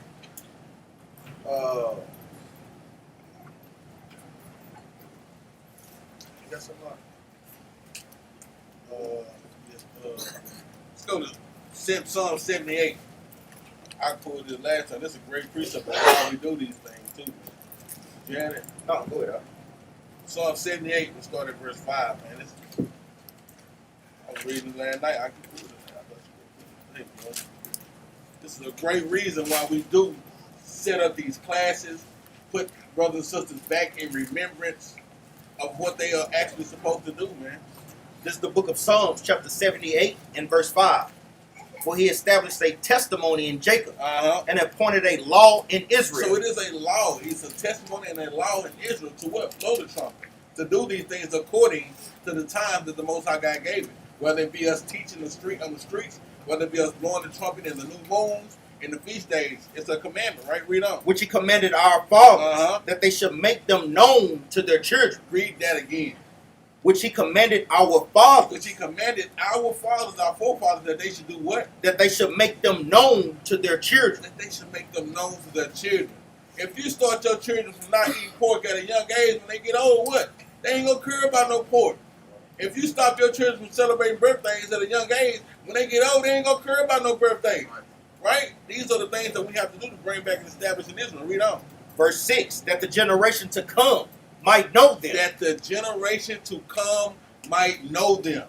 What are we out here doing? We are trying to raise up a nation and get this next generation to be even stronger than we are, man. Right? And we see that with a lot of these young brothers, man, like Brother Job and Noah. Tuning, man, we ain't dealing with that, right? These brothers will be mighty brothers in these scriptures, man, if they stay on the course and keep in remembrance of what we have to do, right? Read on. Who shall arise and declare them to their children? Verse 7. That they might set their hope in God. That they might set their hope in God, man. We hope in Esau, we hope in the world, we hope in college, we hope in money and jobs, but just that they might set their hope in our God. Read on. That they might set their hope in God and not forget the works of God, man, but keep His commandments. That we won't forget the works of the Most High God, man, but keep His commandments. This is why I bring in our classes like these like Tabernacles, man. This is why we have to bring it out every year, man, to give the hope to the next generation, so they will not forget the Most High God, man. Because we did. We as a generation, we forgot our God. We didn't know what we were doing. It's still relatively new to us, right?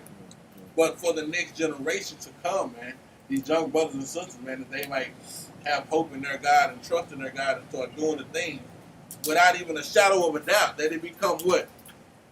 Hereditary. That it becomes just repetition, right? That it's eating that that's easy, right? These are the reasons that we bring out these classes. This is why I go into the trumpets, man, in all aspects of blowing the trumpet, so that they will know in every aspect. Like I said, he made a great point. I need to give me a chauffeur even at the house, man. Stop blowing that thing at the crib, man.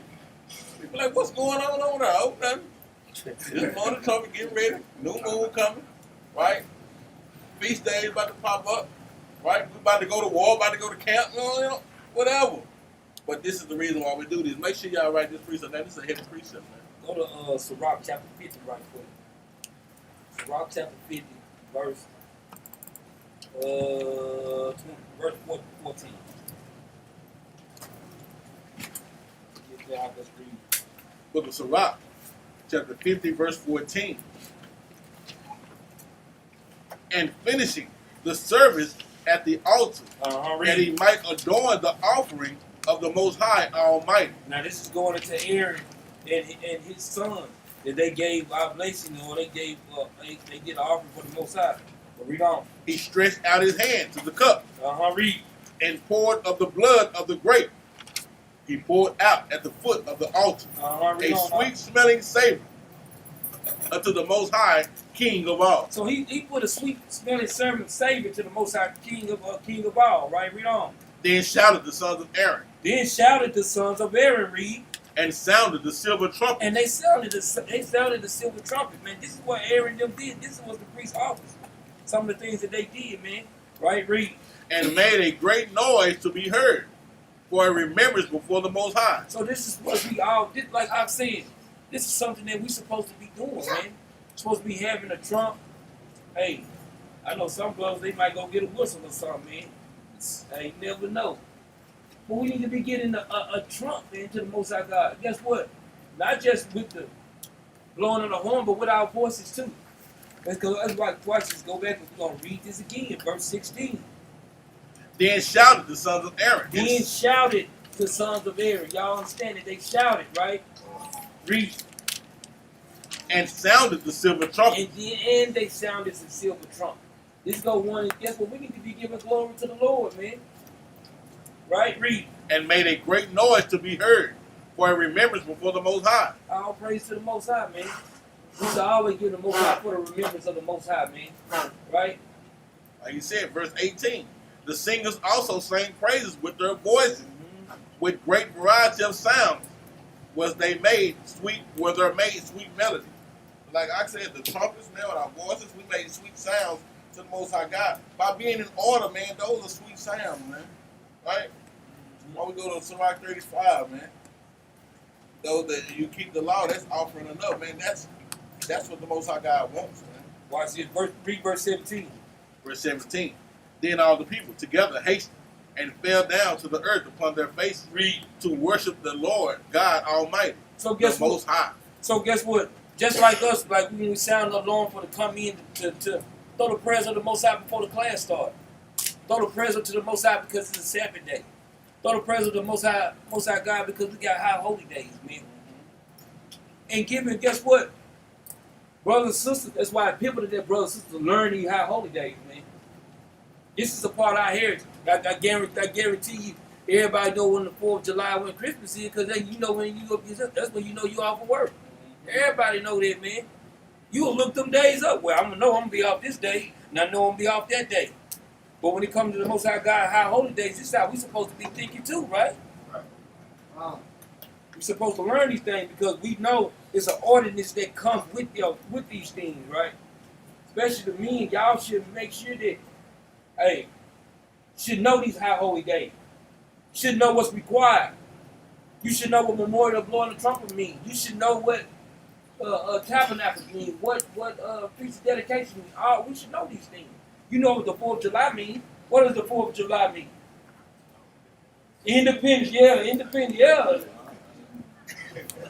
Well, you see how that goes? What's Christmas mean? Christ's birth. You see how those things is? They got a meaning. The Most High God's high holy days has meanings too, right? Let's go to First Chronicles, because you also got the bringing in the Ark of the Covenant. First Chronicles chapter 15, verse 28.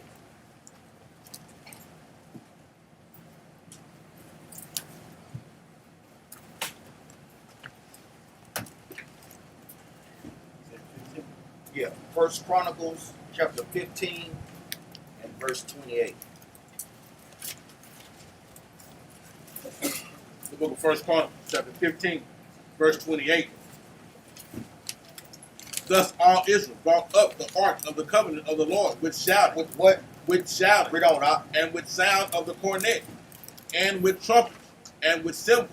Making a noise with psalteries and harp. So, even like you said, even when, hey, you know when the Most High God doing things, hey, you know our people we love and audience. So even with this, with the cornet, even with the band, you know, we some of the best band players, even going into Grambling and Prairie View game. I know many of us know those things, man. No, I think it's coming up though. Yeah, that's how yeah, I saw. Like I say, yeah, you're gonna be there front and center too, blowing the trumpet. Not that Grambling Prairie View trumpet, but the trumpet of but the trumpet of the Bible. Read that again from the top out. First Chronicles 15 and 28. Uh-huh. Thus all Israel brought up the ark of the covenant of the Lord with shouting, and with sound of the cornet, and with trumpets. And with trumpets, because it was a what? It was a great celebration. The Ark of the Covenant symbolizes the Most High God literally being there with us. No man can see the Most High God, so it's a representation of His essence, basically. Read on up. And with trumpets, and with cymbals, making a noise with psalteries and harps. Read on up. And it came to pass, as the ark of the covenant of the Lord came to the city of David, that Michal, the daughter of Saul, looking out at a window, saw King David dancing and playing, and she despised him in her heart. Something else. Give me 2 Maccabees chapter 2. But even within that, we can touch on that a little Yeah, bit. because David was dancing. She saw David out there dancing. That's right. Dancing, man. But the thing was, David was being joyful in his heart. And guess what? She wasn't. You know that? Brothers and sisters got to make sure that spirit don't jump on you. Well, it look like everybody in the memorial of blowing the trumpets having a good time, but then you always got that one or two characters that's off to the side. Just gonna start having everybody, let's look at that nigga. Let's look at that sister. Everybody. Like, you don't want to deal with those type of spirits on a day like that. Say that for another day. Say that for tomorrow, nigga. You know what I'm saying? Save it for tomorrow. And I hate to say that, but a lot of times we have to speak plain because that's what brothers and sisters acting like when that spirit get on. You have to check yourself, man. Like you say, hey, that's what the captains is for. Let's go a few precepts. Get brothers in the spirit. Go home. Read over these things. Make sure you prepare yourself to be in a joyful and a gladness type spirit.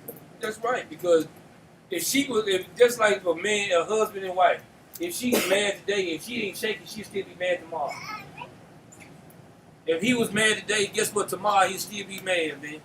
Ain't no sense of you bringing that in on feast days, on high holy days. For what? Guess what? If you had a bill due, that bill still gonna be due tomorrow, man. Man, it ain't gonna make no difference, man. Right? For real. Go ahead. Huh? And like we say, hey, if you ain't reaching out to the congregation to let us know, I mean, hey, that's on you still. You know, we done literally gave and blew the trumpet even on that. Like we said, hey, for brothers and sisters that need help and so forth. So a lot of times we make problems of our own. Give me 2 Maccabees chapter 2, because like we said, we know the Ark of the Covenant is still out there.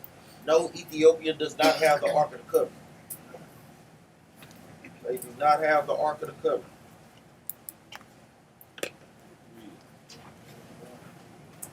Start at verse 4. Just get to the point. Start at verse 4. The book of 2 Maccabees, chapter 2, verse 4. It was also contained in the same writing that the prophet, being warned of God, commanded the tabernacle and the ark to go with him, as he went forth in the mountain, where Moses climbed up and saw the heritage of God. And when Jeremiah came thither, he found an hollow cave, wherein he laid the tabernacle and the ark and the altar of incense, and so stopped the door. What captivity was Jeremiah in? What the hell? What year? 586 BC. So we see this is around the time that Jeremiah hid the Ark of the Covenant. Why was he hiding the Ark of the Covenant? Because what? And this is what Bible chronology comes into place, meaning you knowing the history and the order behind these things. He was hiding it because he knew that the Babylonians was coming to invade Israel. Right. So that they was literally taking and robbing and spoiling our nation. So he had to hide it. Read on up. Verse 6. Start at verse 5. Verse 5. And Jeremiah came thither. He found an hollow cave, wherein he laid the tabernacle and the ark and the altar of incense, and so stopped the door. Read on up. And some of those that followed him came to mark the way, but they could not find it. Read on. Which, when Jeremiah perceived, he blamed them, saying, As for that place, it shall be unknown until the time that God gather his people again together. So you know, Lord's will, when the Most High God send Christ back up on the stage, you're going to go get the Ark of the Covenant. You knowing Trump is going to be blown in that thing, man. Because that's what? That's the Most High God setting up his power on the planet Earth again, man. And that's one of the last things we're going to touch on. The trumpet is also blown for what? For a sounding of God's power. So you know the Most High God, whenever he send Christ, boy, when he step on the scene, hey, that thing ain't gonna be no joke, man. He gonna make it known to the world, man, who he is, man. Give me Matthew chapter 24.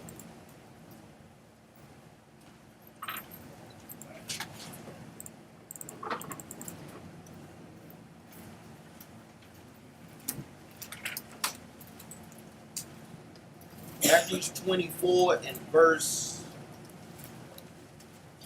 30.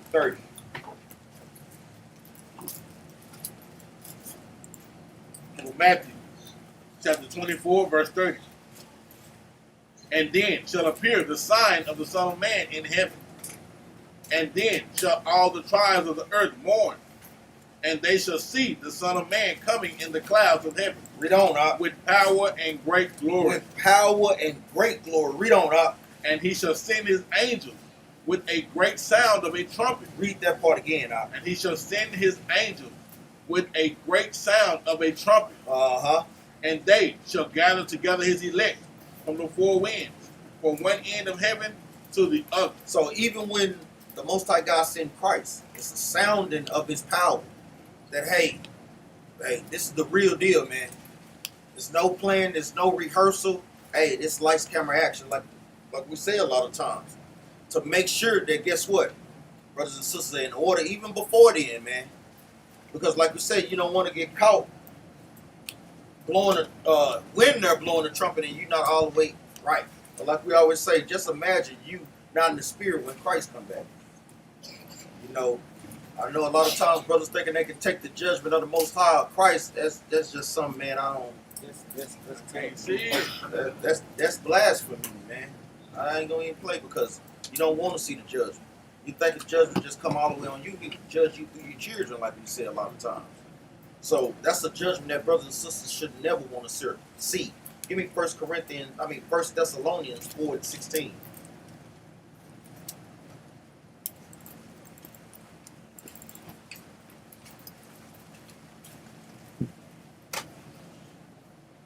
The book of 1 Thessalonians, chapter 4, verse 16. For the Lord himself shall descend from heaven with a shout, with the voice of an archangel, with the trump of God. With the what? With the trump of God. With the trump of God. Read that again from the top.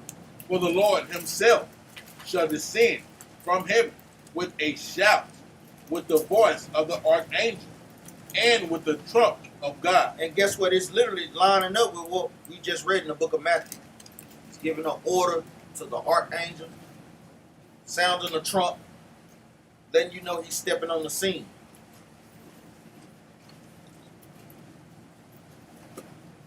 Read on. Verse 17. Then we which are alive and remain shall be caught up together with them in the clouds to meet the Lord in the air. And so shall we ever be with the Lord. And that's going into us being what saved from thermonuclear destruction. Not forever being up there in the third heaven. No, just saved in the chariots, being brought back down into the wilderness. Not going to be up there, remember. Hey, that's the realm of the Most High God. We're not going to be in the third heaven walking around giving dap to Gabriel and Michael. Right? No, we're not doing that. Give me 1 Corinthians chapter 15, verse 52.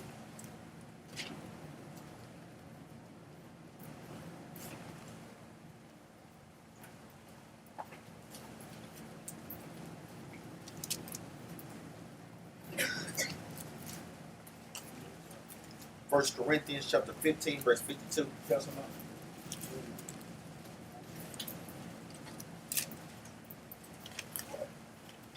The book of 1 Corinthians, chapter 15, verse 52. In a moment, in the twinkling of an eye, at the last trump. At the last what? At the last trump. Even going into, I know we done did a class on that, we'll reiterate that too. Going into the 7 seals, the 7 trumps, and the 7 vials. So that the last trump is mainly going into when we're in the kingdom. You know, the 5th trump is going into what? 5th seal. Going into what? When destruction is imminent. Read that again from the top. 1 Corinthians 15 and 52. In a moment, in the twinkling of an eye, at the last trump, for the trumpet shall sound, and the dead shall be raised, incorruptible. Read on. And we shall be changed. And that's when we get those what? Those new bodies. That's what we waiting for, man. All praise to the Most High. We waiting for that last trump, man. So when we get those new bodies, then we can enter into our kingdom, man. That's some glorious stuff right there that brothers and sisters have to look forward to. Read on up. Verse 53. For this corruptible must put on incorruption. Because these bodies are corruptible. We want to serve the Most High God. We know, but it's always that struggle between your flesh and your spirit. But we'll get to a point to where we have the laws inside our mind, programmed to automatically do good forever. And that's what we're waiting for. Because it's a struggle right now for us to constantly keep fighting, man. But guess what? Those are the conditions of the battle. That's the contract that we had signed. And we got to fulfill that part of the agreement until we get there. But we can't take the time off, man. We can't take it off until we get to that part. Read verse 53 again. 53. For this corruptible must put on incorruption. Read on. And this mortal must put on immortality. That's the day that we're looking for, immortality. Read on, up. So, when the corruptible shall have put on incorruption, and this mortal shall have put on immortality, then shall be brought to pass the saying that is written, death is swallowed up in victory. Death is swallowed up in victory. I know, give me Amos chapter 3. We got to bring this out. Chapter 3 and verse 7. So even when Christ stepped on the scene, a lot of times, hey, it's for people destruction as well, man. It's a warning, and it's also a blessing for brothers and sisters that are in a righteous spirit. But you don't want this side of the bargain, man. Book of Amos, chapter 3, verse 7. Start at verse 6. Verse 6. Shall a trumpet be blown in the city, and the people not be afraid? Read that again. Shall a trumpet be blown in the city, and the people be not afraid? And even when we blowing the trumpet out there teaching our people on the corners, people should be afraid, especially if they living in wickedness. You should feel some type of way, man. Because like you say, when you hear that trump from the Archangel Michael or Gabriel, guess what? It's letting you know, hey, either you going to live or either you going to die. And brothers and sisters know what they've been doing, whether they have been putting in good works in this walk or not, man. Only you ultimately know that, man. That's between you and the Lord, man. Read that again. Amos 3 and 6. Shall a trumpet be blown in the city, and the people not be afraid? Shall there be evil in a city, and the Lord had not done it? Hey, and when evil comes, it's the Most High God that is doing it, man. That's another precept for what? The Most High God kills and He make alive for brothers.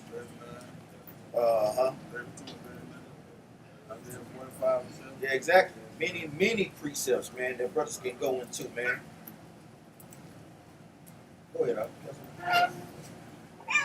Like you say, it was always some kind of alert or alarm that the Lord gave us, man.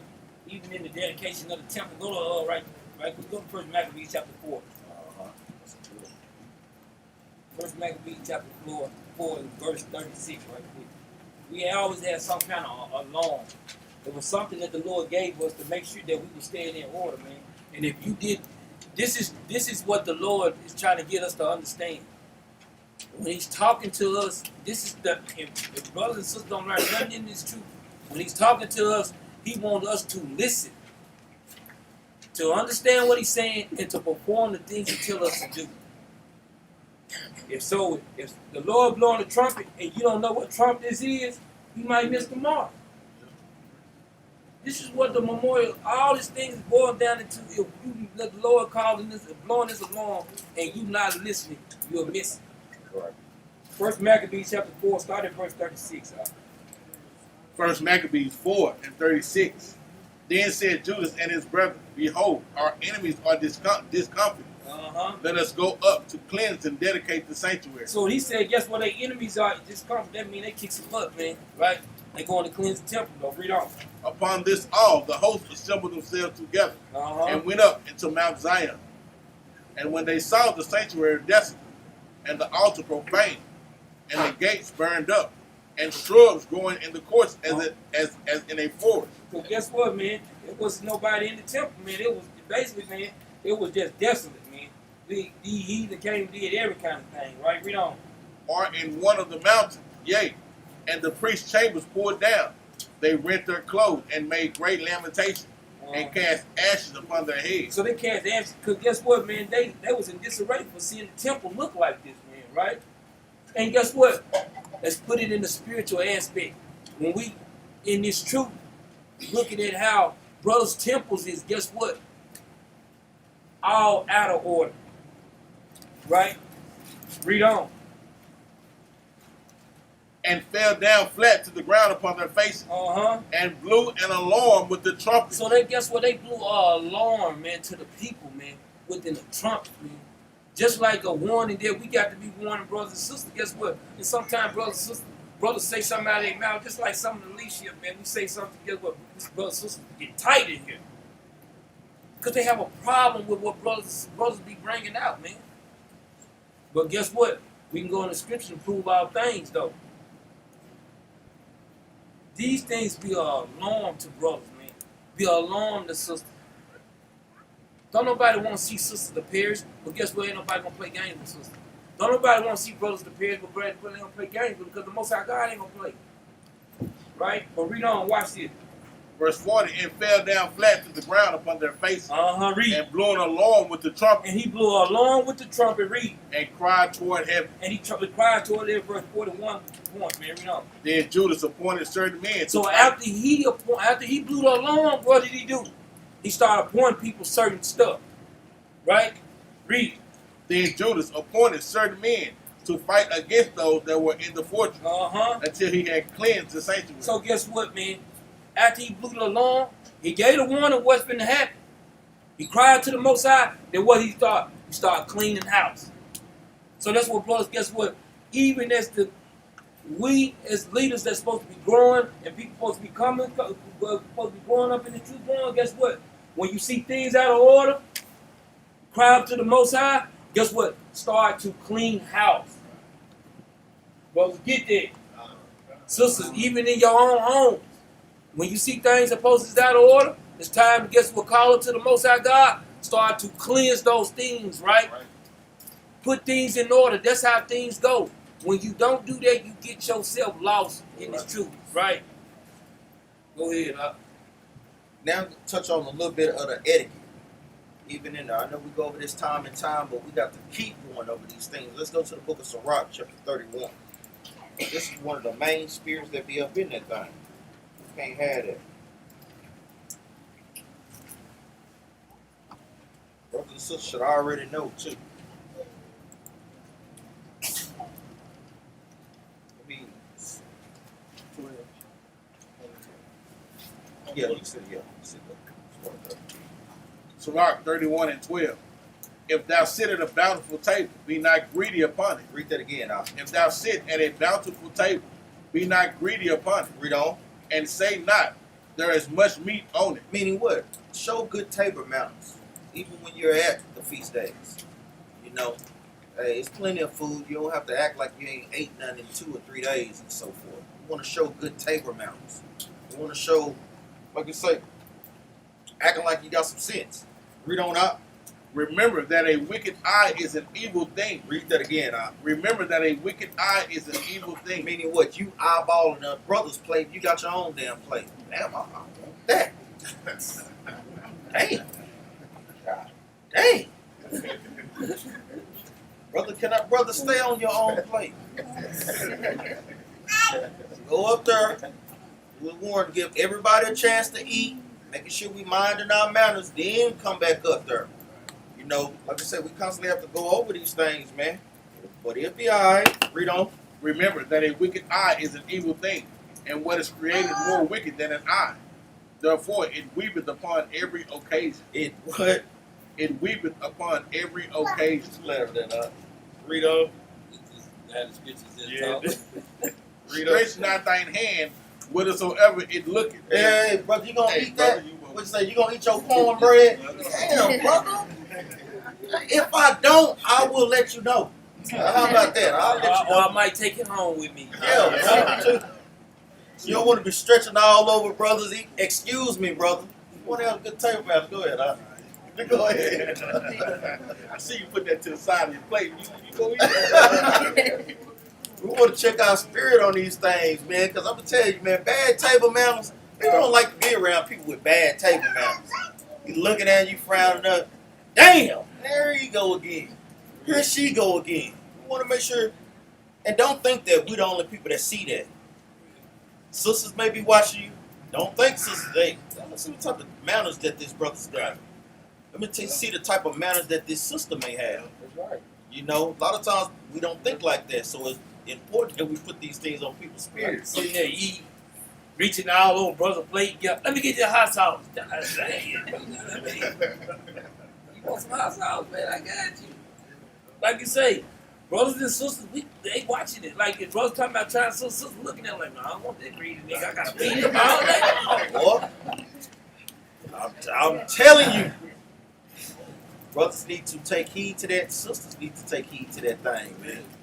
Read on, Stretch not, verse 14. Stretch not thine hand whithersoever it looketh, and thrust it not with him into the dish. Hey, you ain't putting your hand in the dish for somebody else that already is got. You damn near about to take and bite the brother hand out because he getting mashed potatoes and so forth. I know a lot of times that's why we do have the sisters. But we do give them an opportunity to sit down and eat. So a lot of times brothers go back there and sisters go back there and help themselves. You know, we want to show hospitality amongst each other. We want to show our people that we can act, act in royalty. You got some more? Read on. Judge of thy neighbor by thyself, Read on. and be discreet in every point. Read that point again. Judge of thy neighbor by thyself, and be discreet in every point. Being discreet in every point is knowing when to do something and when not to do something. When to say something and when not to say something. Brother, it look like you got some slop on your plate. Brother, why you say that about my food? I'm going to eat this. Dang, you just done messed up my appetite. That's why it goes in judgment. Judge is a judge of thy neighbor by thyself. Guess what, man? Right, say that to yourself. That means say that to yourself. Respect people in your space, man. They ain't oh. He got his food, he chewing up, he showing it everybody.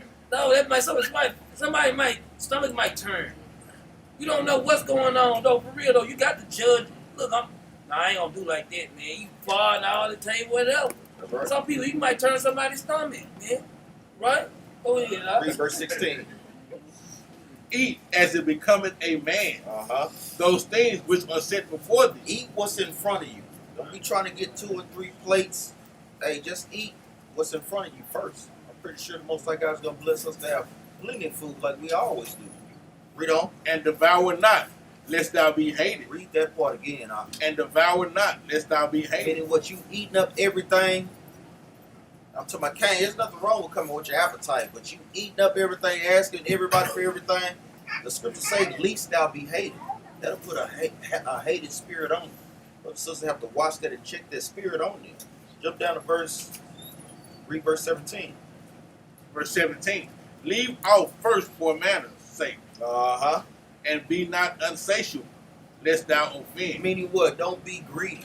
Unsatiable meaning you can never have enough. Jump down to verse 19.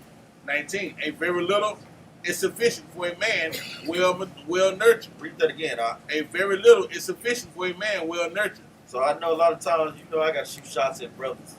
He would, the boy, his ass ain't here. Call his behind. But read that part again. A very little is sufficient for a man well nurtured. Captain, why you only got 2 or 3 pieces on your plate? Brother, you don't eat nothing. Read it again.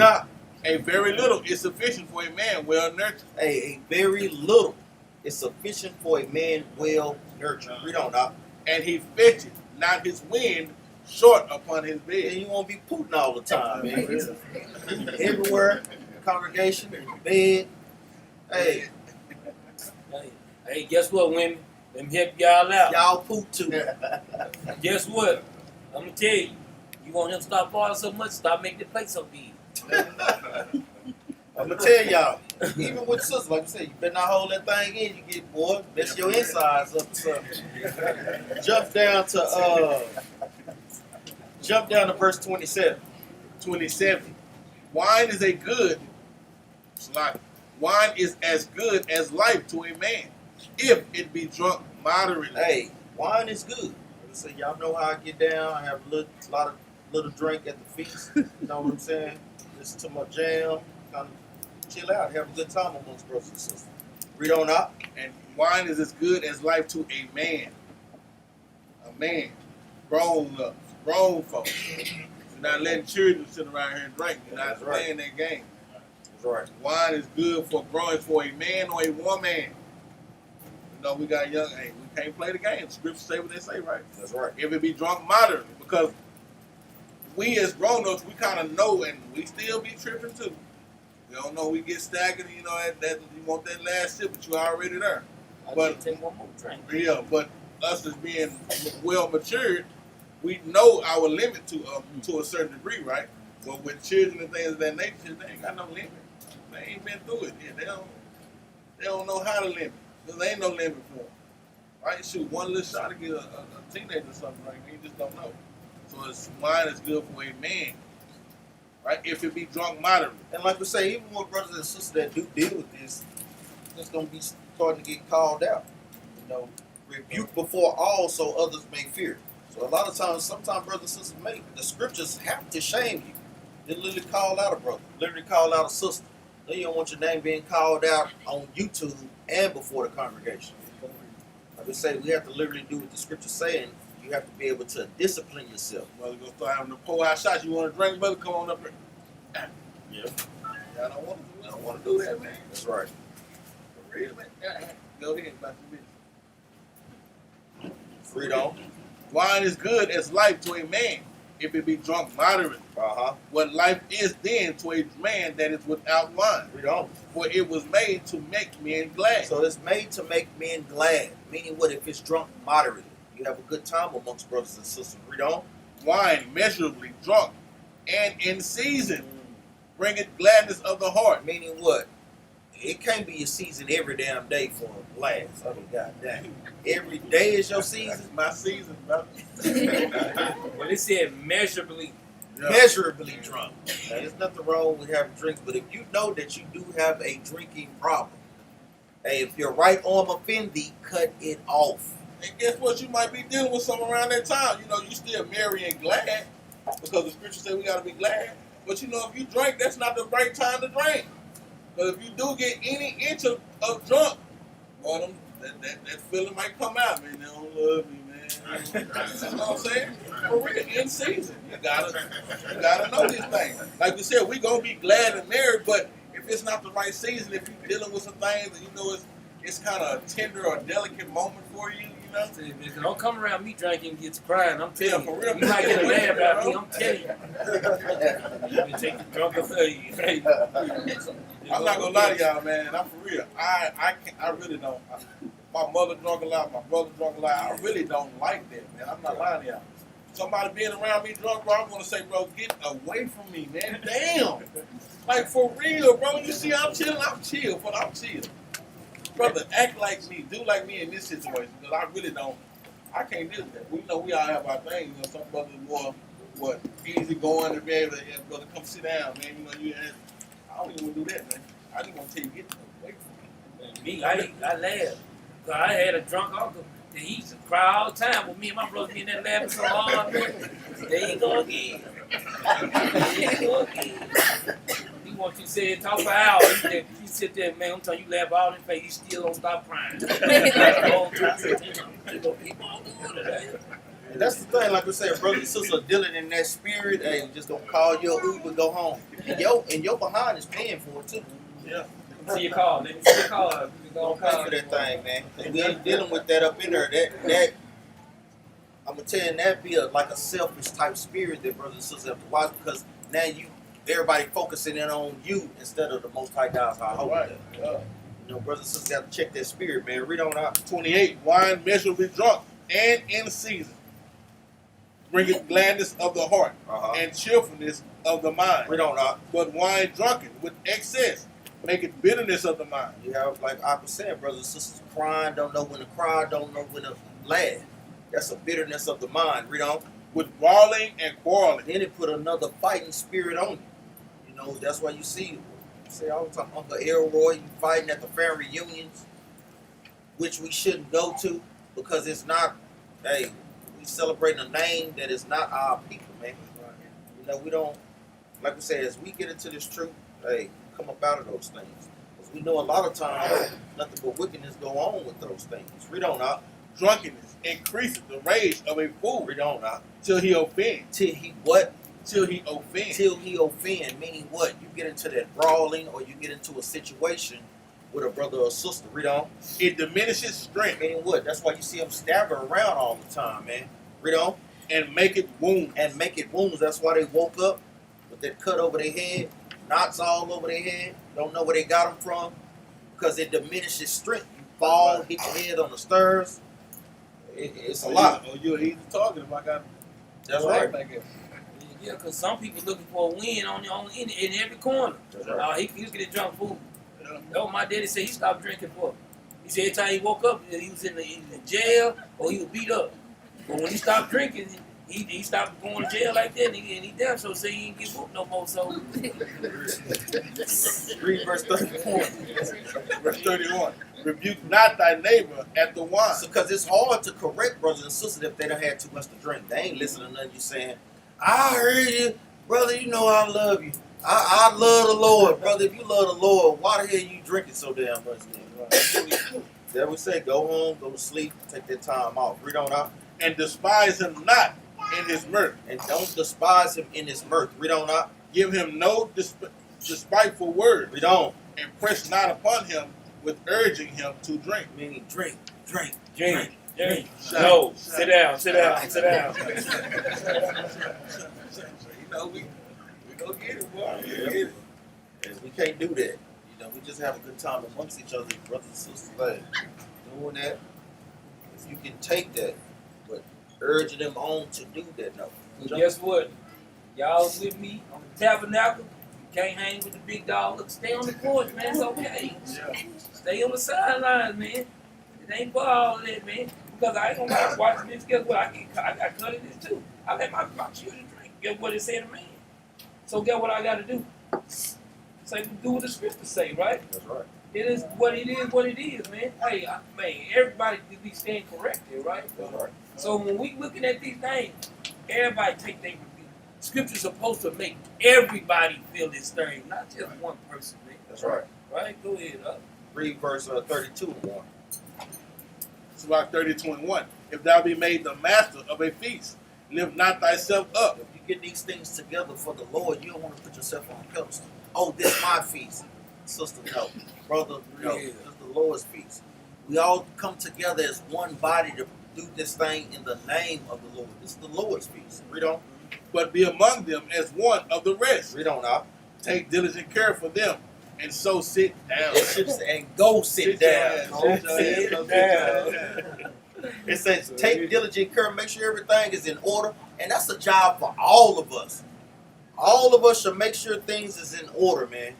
That's how we help each other out. If it's ice, the brothers got to put the ice in the cooler, put the sodas in there. Sisters getting things prepared in the back, making sure everything is done. That's a job for all of us. We ain't just coming here and just letting one person do all the damn work. Right. And guess what? And from now on, brothers and sisters, look, you want to have y'all leisure time, it's after the work be done.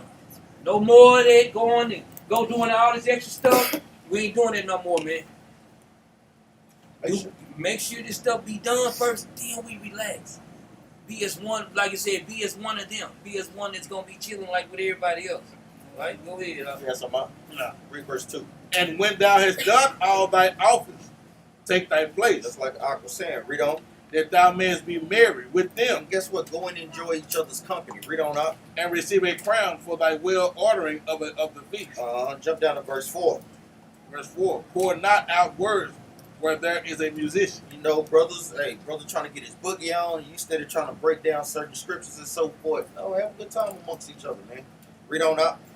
and shew not forth wisdom out of time. Don't show forth wisdom out of time. Meaning what? Have discretion. Know when to bring something out and when to enjoy yourselves. Read on.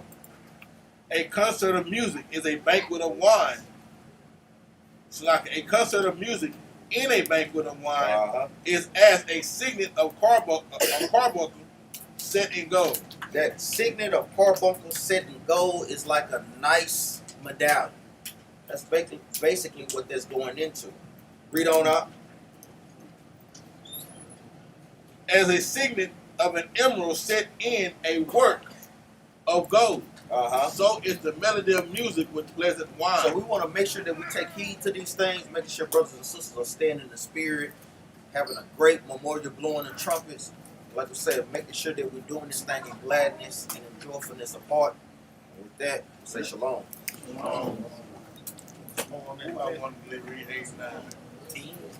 Y'all doing a lot? Yeah, we're going to get one. Yeah. Be short. We always we always tell brothers and sisters to keep the law, statutes, and commandments. And we always love to bring out laws. Like we said, brothers and sisters need to be preparing themselves to have a great time. Y'all hold it That down. ain't open yet. Hold it down, hold it down. Hold it down. That's why I'm gonna ask you a precept, brother Kurt. I don't know. I don't know because you're talking. Hey, these precepts, man, brothers need these things, man. Like I said, I know you deal with brothers and sisters at your job. It's good information to take back. But we always tell brothers and sisters to keep the law, statutes, and commandments. So it's very important, like we say, that we celebrate these high holy days. More importantly, that we know the significance of them when we're doing these things in a righteous rehearsal. Let's go to the book of Leviticus chapter 23, verse 1.